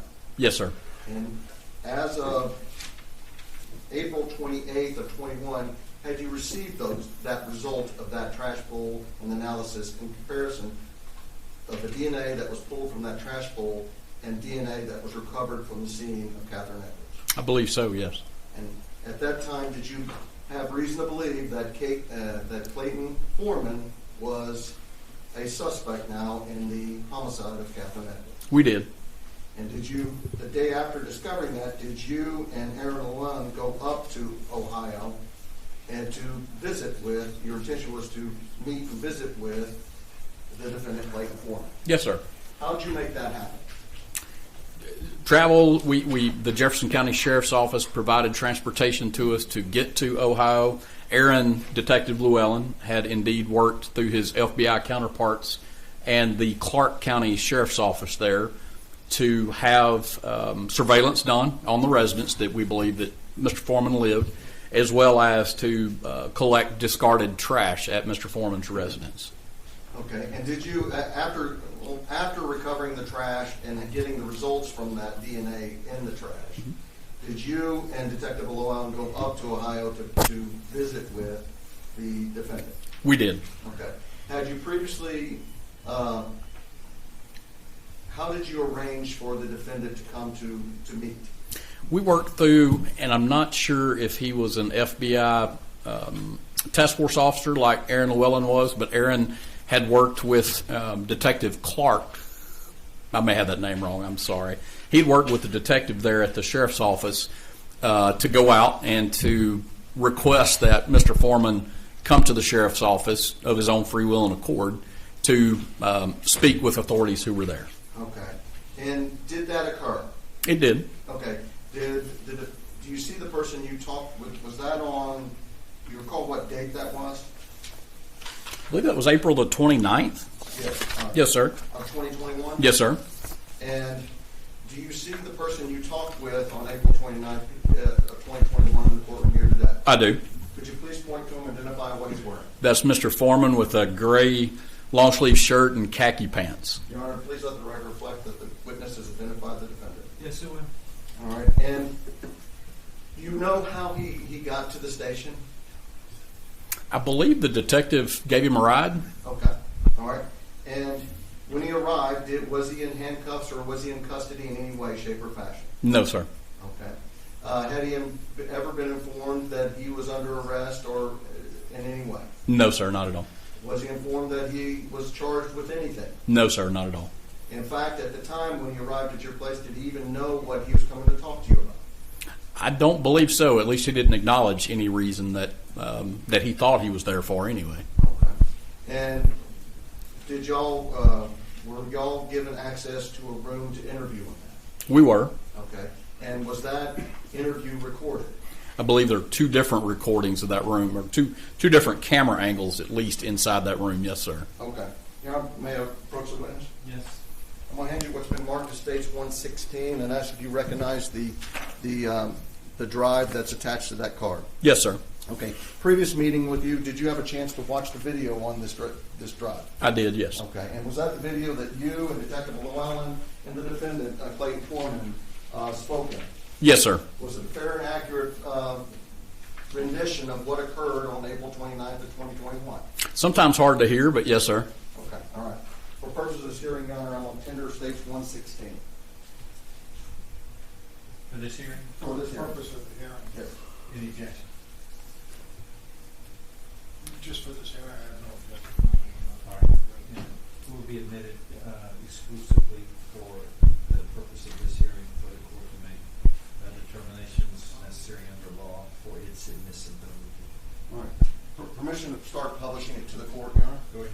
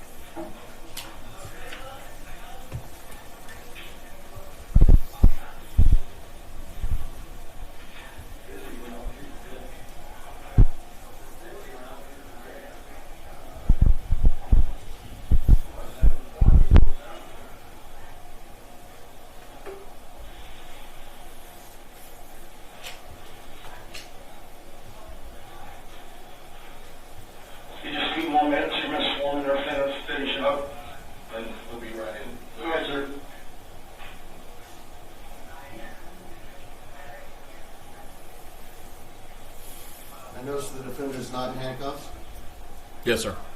and the door is open. Yes, sir. Somebody gave him a bottle of water. Yes, sir.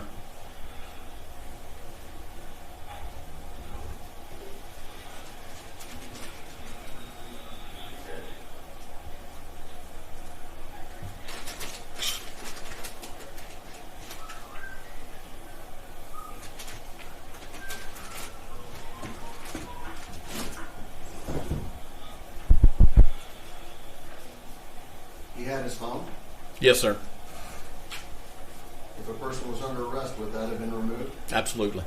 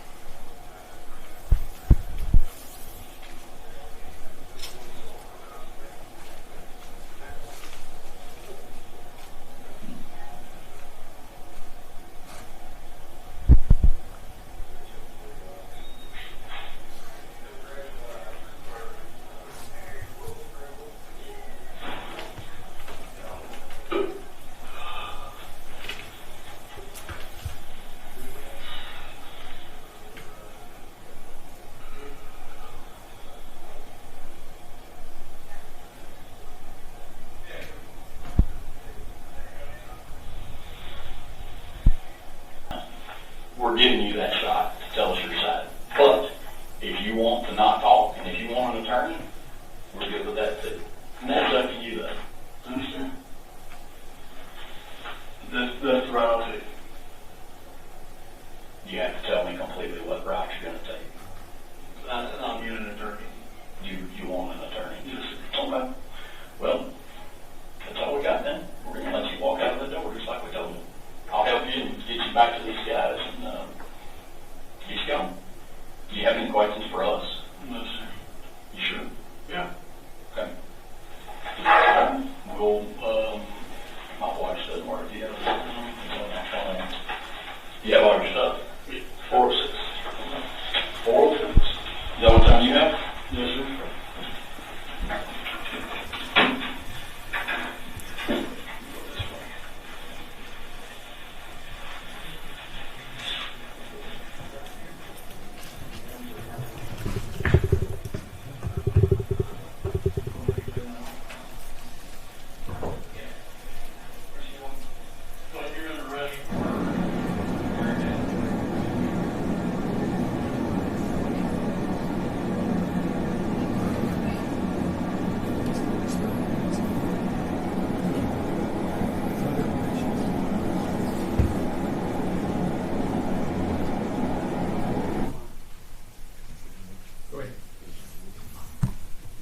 Throughout the whole interview, he was free to leave at any time? Yes, sir. And seemingly is at least in my opinion, watching the video again now for about the fourth or fifth time, he was very relaxed, unusually relaxed during the interview. Even when confronted with it, was never seemed upset about anything until he asked to leave. And from his perspective, he wasn't charged or under arrest as far as you could tell. As far as I can tell, no, sir. And shortly after he left that room, he left voluntarily, but shortly after he left the room, then he was arrested. Correct, yes. But up until the point he left that door, he wasn't under arrest, and he had no idea he was going to be arrested. No, sir. I believe he walked out first, as a matter of fact, in front of us. And I don't even believe we had our firearms on as a part of that, I guess, lack of intimidation, Your Honor. Just we tried to make it as calm and cool as it was. Okay. Seemed like a conversation. Yes, sir. Very. I'm going to pass the witness for this hearing.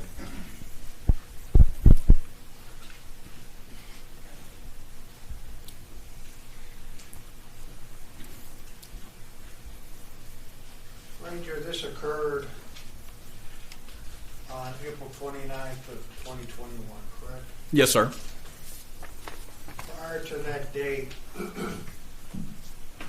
April 28th of 2021, you all secured an arrest warrant in Jefferson County. Yes, sir. And the arrest warrant was for murder, correct? Yes, sir. And the person that you wanted to arrest for murder was Clayton Foreman. Yes, sir. You know what judge issued that arrest warrant?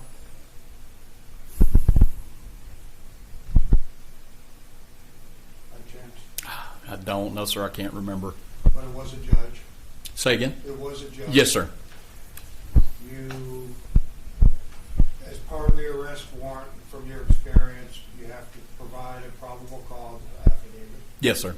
So it's beyond really probable cause. You have strong facts that you presented now to a judge or a magistrate Yes, sir. that says we believe we have enough information that he's not a suspect anymore, but he needs to be arrested for this. Yes, sir. And that's what you and Officer Detective Llewellyn basically did when you went to get the warrant. Yes, sir. Okay. So when you left here and flew on Jefferson County's plane, you had warrant in hand. Yes, sir. When you asked the police officers in Ohio to bring in Mr. Clayton, you had warrant in hand with the purpose of arresting. Yes, sir. And he came in and talked to you, and we've heard it. You said that he was free to go, right? Yes, sir. But he wasn't actually free to go. Ultimately, he was not leaving that police station because you had an active warrant in his name for murder. Yes, sir. So when you talked to him in this video, you knew that you had to arrest him, and he wasn't leaving that room because of the warrant you procured the day before. Yes, sir.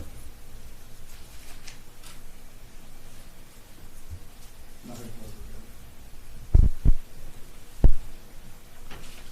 Just to be clear, he did leave that room voluntarily. He wasn't arrested until after he left that room. I think we got all the way around a corner, as a matter of fact. A pretty big police station there. We walked, I would say, the distance from at least here to outside the courtroom and maybe around a corner. We made a little ways outside. The same direction he came in, he was walking out. From the defendant's perspective, he had no idea he was about to be arrested. I don't believe so. No, sir. All right. But Ranger, you did. Yes, sir. When you left Jefferson County, you knew what you were all going to do. Yes, sir.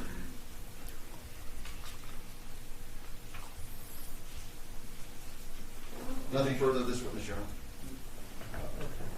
Honor. Is this man temporarily released? Yes, Your Honor.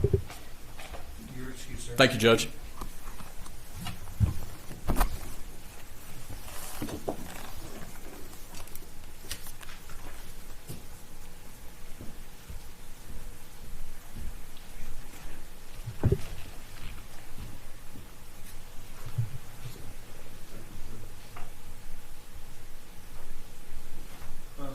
Mr. Burbank, where is your motion? It's not, Judge, it's an oral motion. It was an oral motion. Yes, you are. Okay. And restate it, please. Well, I believe it violates Code of Criminal Procedure 3822. That at the time of the interview, what I want to call an interrogation, that the police, who was not merely a suspect, they had an arrest warrant. They had previously, on the day before, created a warrant for arrest for murder, articulating specific facts which raised to the level that a magistrate or a judge signed a warrant for his arrest. So it wasn't just merely a conversation.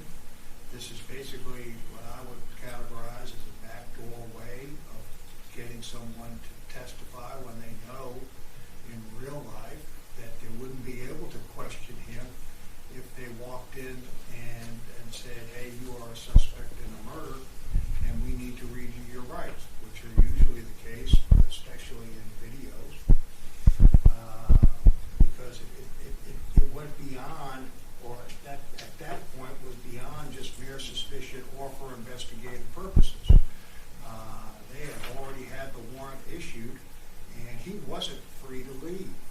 They knew that. When they told him that he was free to leave, they knew he wasn't free to leave, so they weren't speaking the truth to him. So they basically were talking to him after whatever their story was, that they wanted just to look and see what he had. And so we believe that it is a violation of his constitutional rights and the protection under the Texas Code of Criminal Procedure. All right. Yes, Your Honor. I'm going to cite Shiflett versus State, 732 Southwest 2nd, 622, a Texas Court of Criminal Appeals, 1985 decision that states if either the custodial or interrogation predicates are not met, Article 3822 does not apply. In this case, it's our position that he was not in custody at the particular time the interview was. I additionally cite U.S. Supreme Court Stanbury versus California, 511 U.S. 318, 1994 U.S. Supreme Court decision.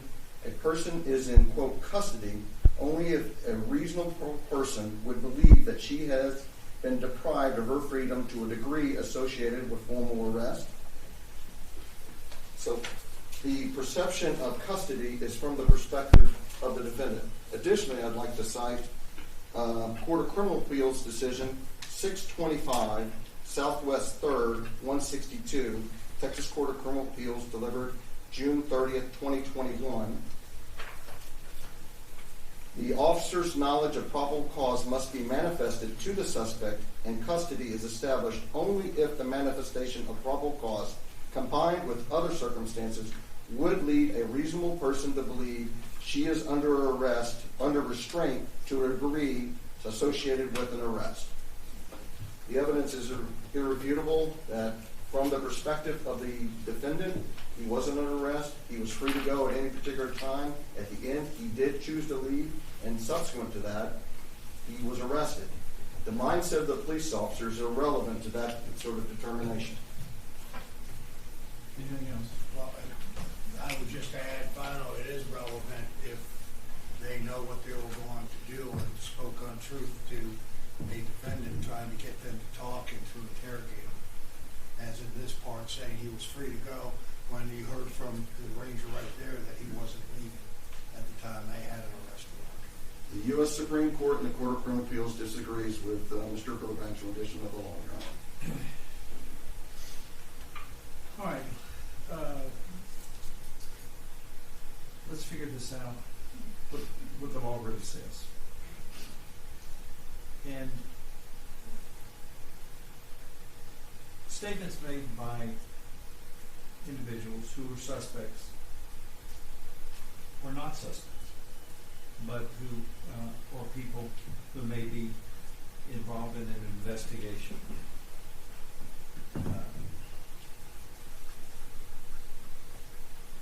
Their statements are not deemed voluntary unless, if they are in custody, and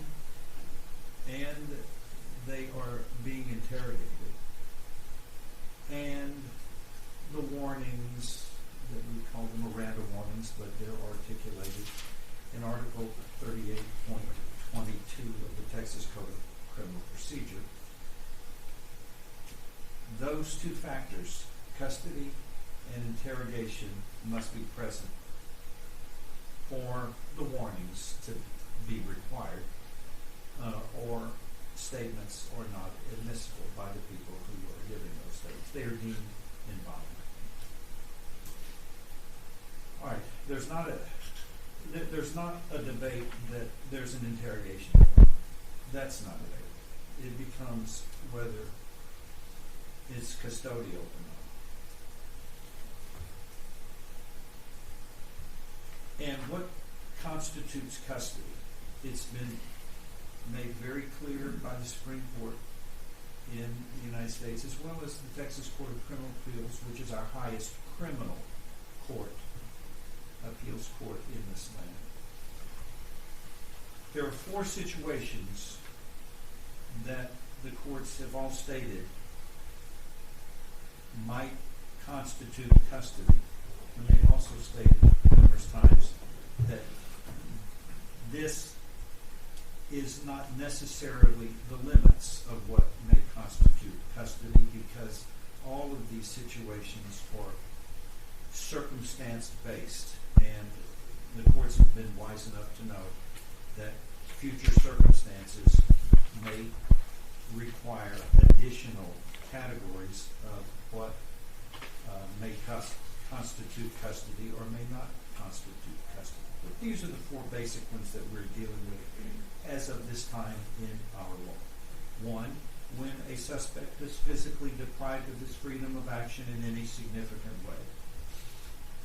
It's very clear that the defendant in this case, the man who was brought in for the interrogation, the defendant was certainly made as comfortable as you can get in an investigative interrogation situation.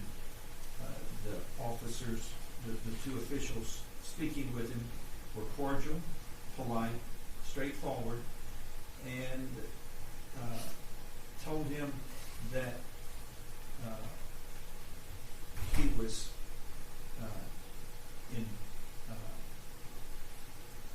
invited to speak with law enforcement. It was his decision whether he wanted to speak or not. The door was unlocked. He was not, and they even opened the door for him. He was not under arrest. He was free to leave at any time.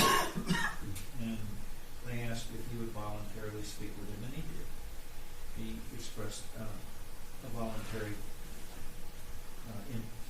his intent was voluntary, and it was not under duress in any way. So, number one, that in this situation, he was not in custody based upon the first factor of the four, because he was not physically deprived of his freedom of action in any way. Number two, when a law enforcement officer tells the suspect that he cannot leave, there was never such a statement made. It was made clear he could leave at any time during the course of the interrogation, and at the end, the defendant, in this case, who was being interrogated, exercised his right, his option that was given to him to leave, and he did. He was allowed to leave. So, that was not custody. The third situation that could constitute custody, when law enforcement officers create a situation that would lead a reasonable person to believe that their freedom of movement had been significantly restricted. And again, under these circumstances, that didn't apply. The defendant was even offered, I think, water or something. He was free to leave at any time. And the length of this interrogation was how long, please? 52 minutes and 20 seconds. Say that again? 52 minutes and 20 seconds. It was between 50 and 55 minutes. Correct. So 50, almost 53 minutes, let's say, for the record. Almost 53 minutes in length, and at no time does this court know until the end of this, when the defendant was told some statements by law enforcement that he didn't make a significant response to, except, well, I think I need a lawyer, words to that effect, and they allowed him to leave without further statements and questioning upon his request to leave. So, up until that point in time, there was no situation that would lead a reasonable person to believe that their freedom was in jeopardy of being significantly restricted. And in this case, it was, the environment was one with an open door, and he was the closest one to the door. He could have exercised that at any time. But all of that being said, it all boils down to the fourth one. And the courts have stated what may constitute custody is when there is probable cause to arrest and law enforcement officers do not tell the suspect that he is free to leave. With respect to that category, the courts have explained that the officer's belief that probable cause exists must be manifested to the suspect. What does that mean? State. And then I want to hear what the defense says.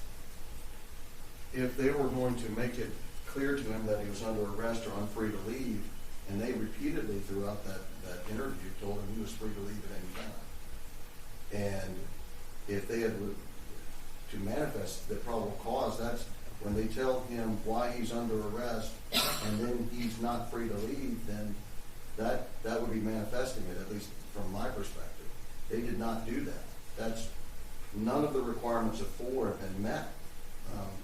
He was not told. He was told the exact opposite. So, I mean, it's from Ranger Bess and Detective Llewellyn. They portrayed almost immediately when he left. He turned around, according to Ranger Bess, he said he walked down the hallway and turned around the corner and left. But at that point, the interview was over. No, when was he arrested? How long? You can hear it. You can hear it on the tape. From that point of time, from the state, I'm asking the state, how long? Less than 30 seconds. 30 seconds? Yes, sir. All right. What had changed at any time during the course of that interrogation from the time he was arrested? Anything as far as information they knew or had? No, they didn't, but it is a common technique to let a person, because again, it's the defendant's perspective. Is he making a voluntary statement? And giving him the perception that he is free to leave and not under custody, which he was not, then he's, it makes the statement admissible from our perspective. Okay. What's the defense say? Defense says the manifestation is when they walked in the day before to the justice or the judge or the magistrate, told them their probable cause, their relevant facts, and reason to believe that arrest warrant. They knew when they left Jefferson County that they were going to arrest him and he wasn't free to leave.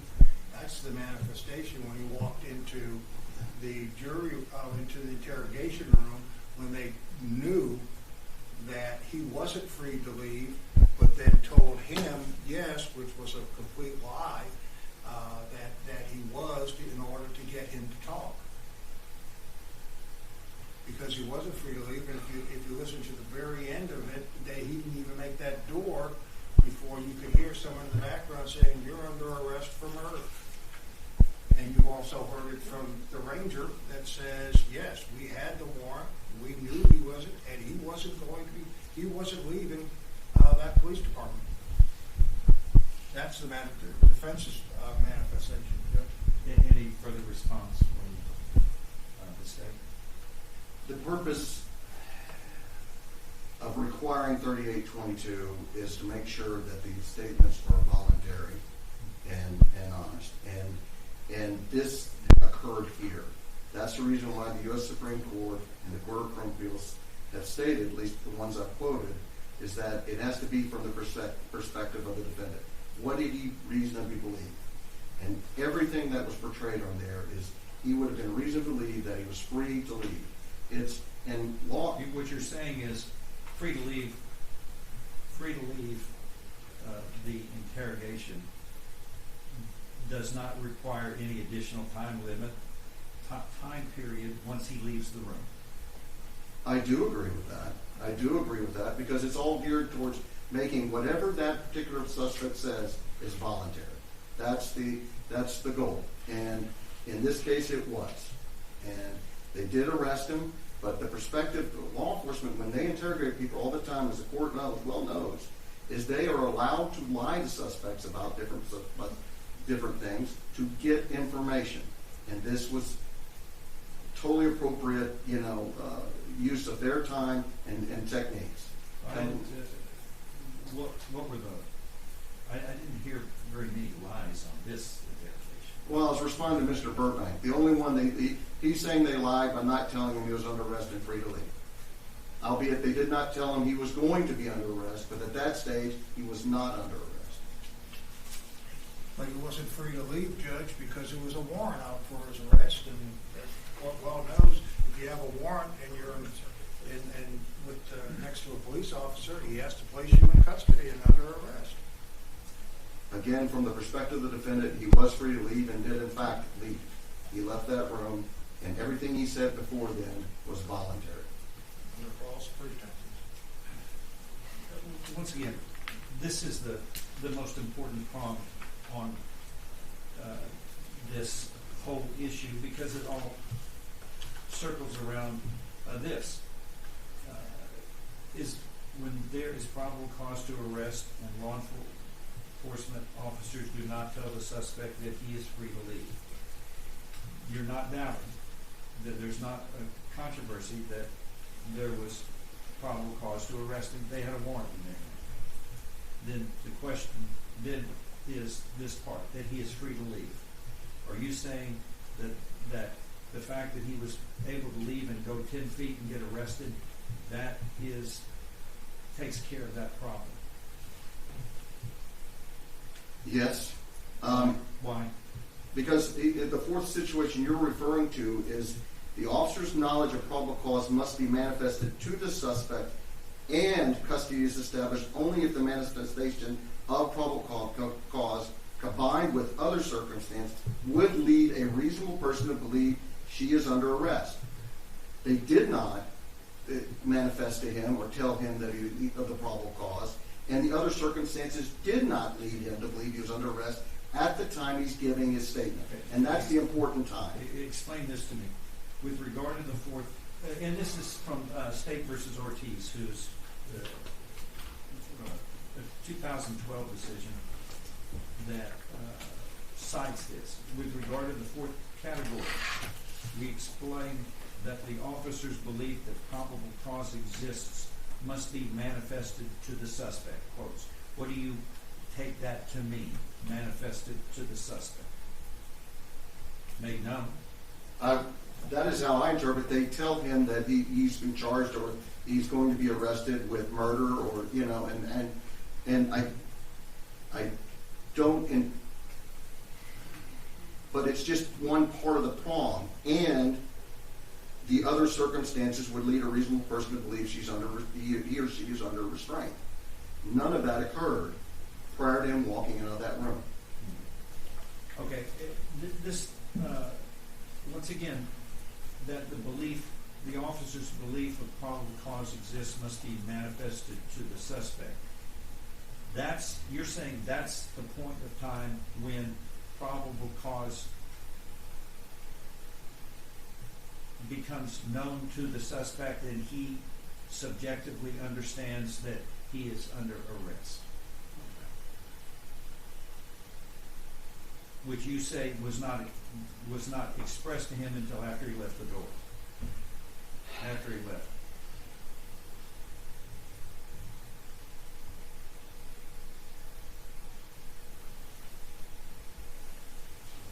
When they began to talk to him about the evidence they had,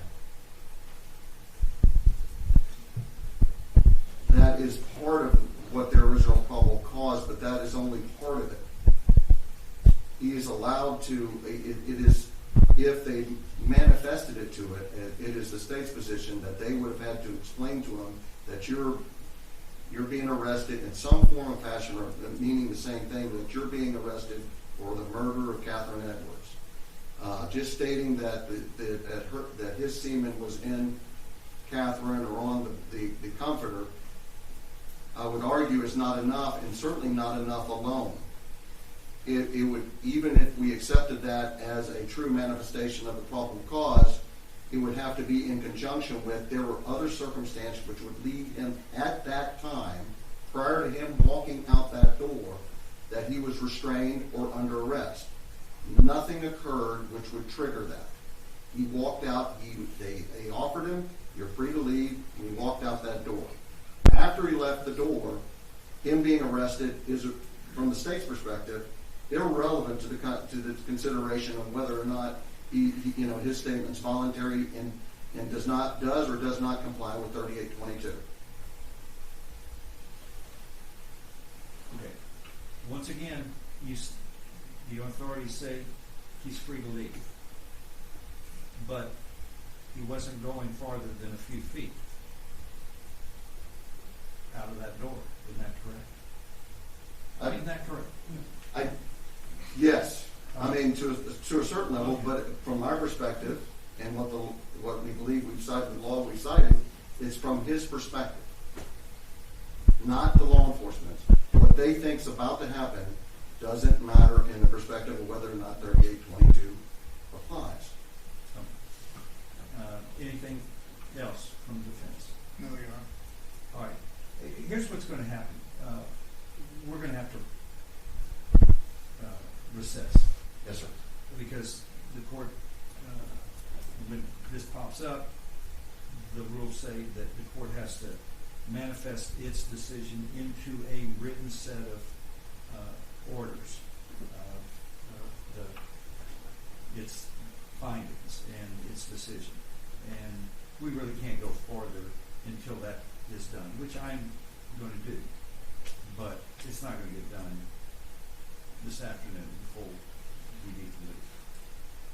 So we're going to recess the proceedings until 9 o'clock on Monday. And I'm going to bring the jury in. Please make sure that the witnesses are aware of the orders. Yes, sir. Yeah. Judge, we have one quick witness, a chain witness that we had scheduled after this hearing. We could do that before we break. I'll get him done. Any objection to that? All right, let's bring the jury in. And who is that? No, it's just part of it. Steve Major, Your Honor. It's a change.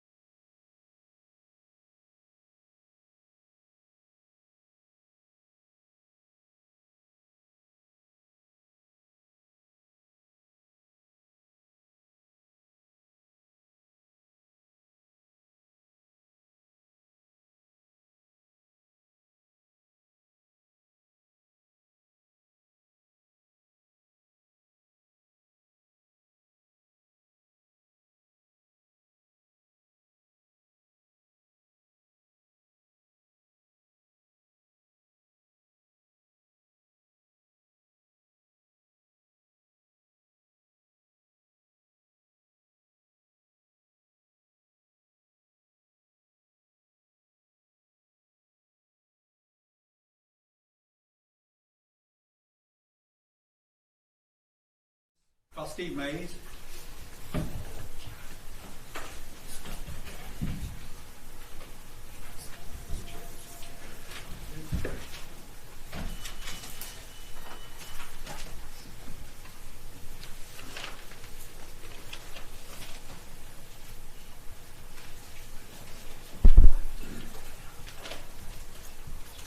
Raise your right hand, sir. You solemnly swear or affirm that the testimony that you will about to give shall be the truth, the whole truth, and nothing but the truth. So help you God. Please have a seat.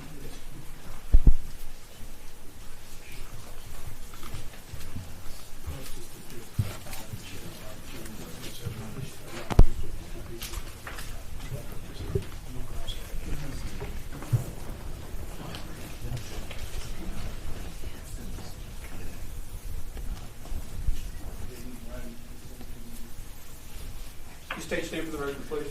My name is Steve Mays. And where do you work? I work for the Jefferson County Regional Crime Lab. How long have you worked for them? Be 18 years this year. And what do you do for them right now? Right now, I'm the interim director.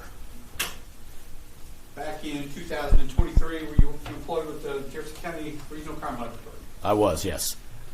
And as part of that, was part of your duties, if evidence came in, you'd either repackage it, inventory it, or you would, as part of your duties, would you also allow evidence to go out and mark what went in and out? Yes, particularly if it's biological evidence. Okay, let me show you just a couple pieces of evidence real quick. This won't take long. State's Exhibit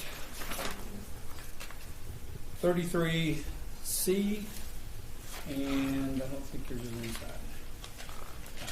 33C, do you recognize anything on this envelope? Yes, I do. What do you recognize? The handwriting with our unique lab number and the exhibit number and my initials on it, and this seal with Jefferson County Crime Lab tape with my initials and date on it. Now, do you know why your initials are on there for May 11th, 2023? Yes, I do. Why? I packaged this material so that it could be picked up by a Beaumont PD officer who, as I understand it, was taking it to the DPS lab in Houston. Okay. So after when you took it out, I guess you took it out of your vault. Yes. And placed it in this envelope. Is that correct? That's correct. And then did you also place it in State's Exhibit 33D? I did, yes. Again, you can see this is my handwriting with our unique lab number, exhibit numbers, the Beaumont PD case number, and my initials, with my seal on it with Jefferson County tape with my initials and date. Okay.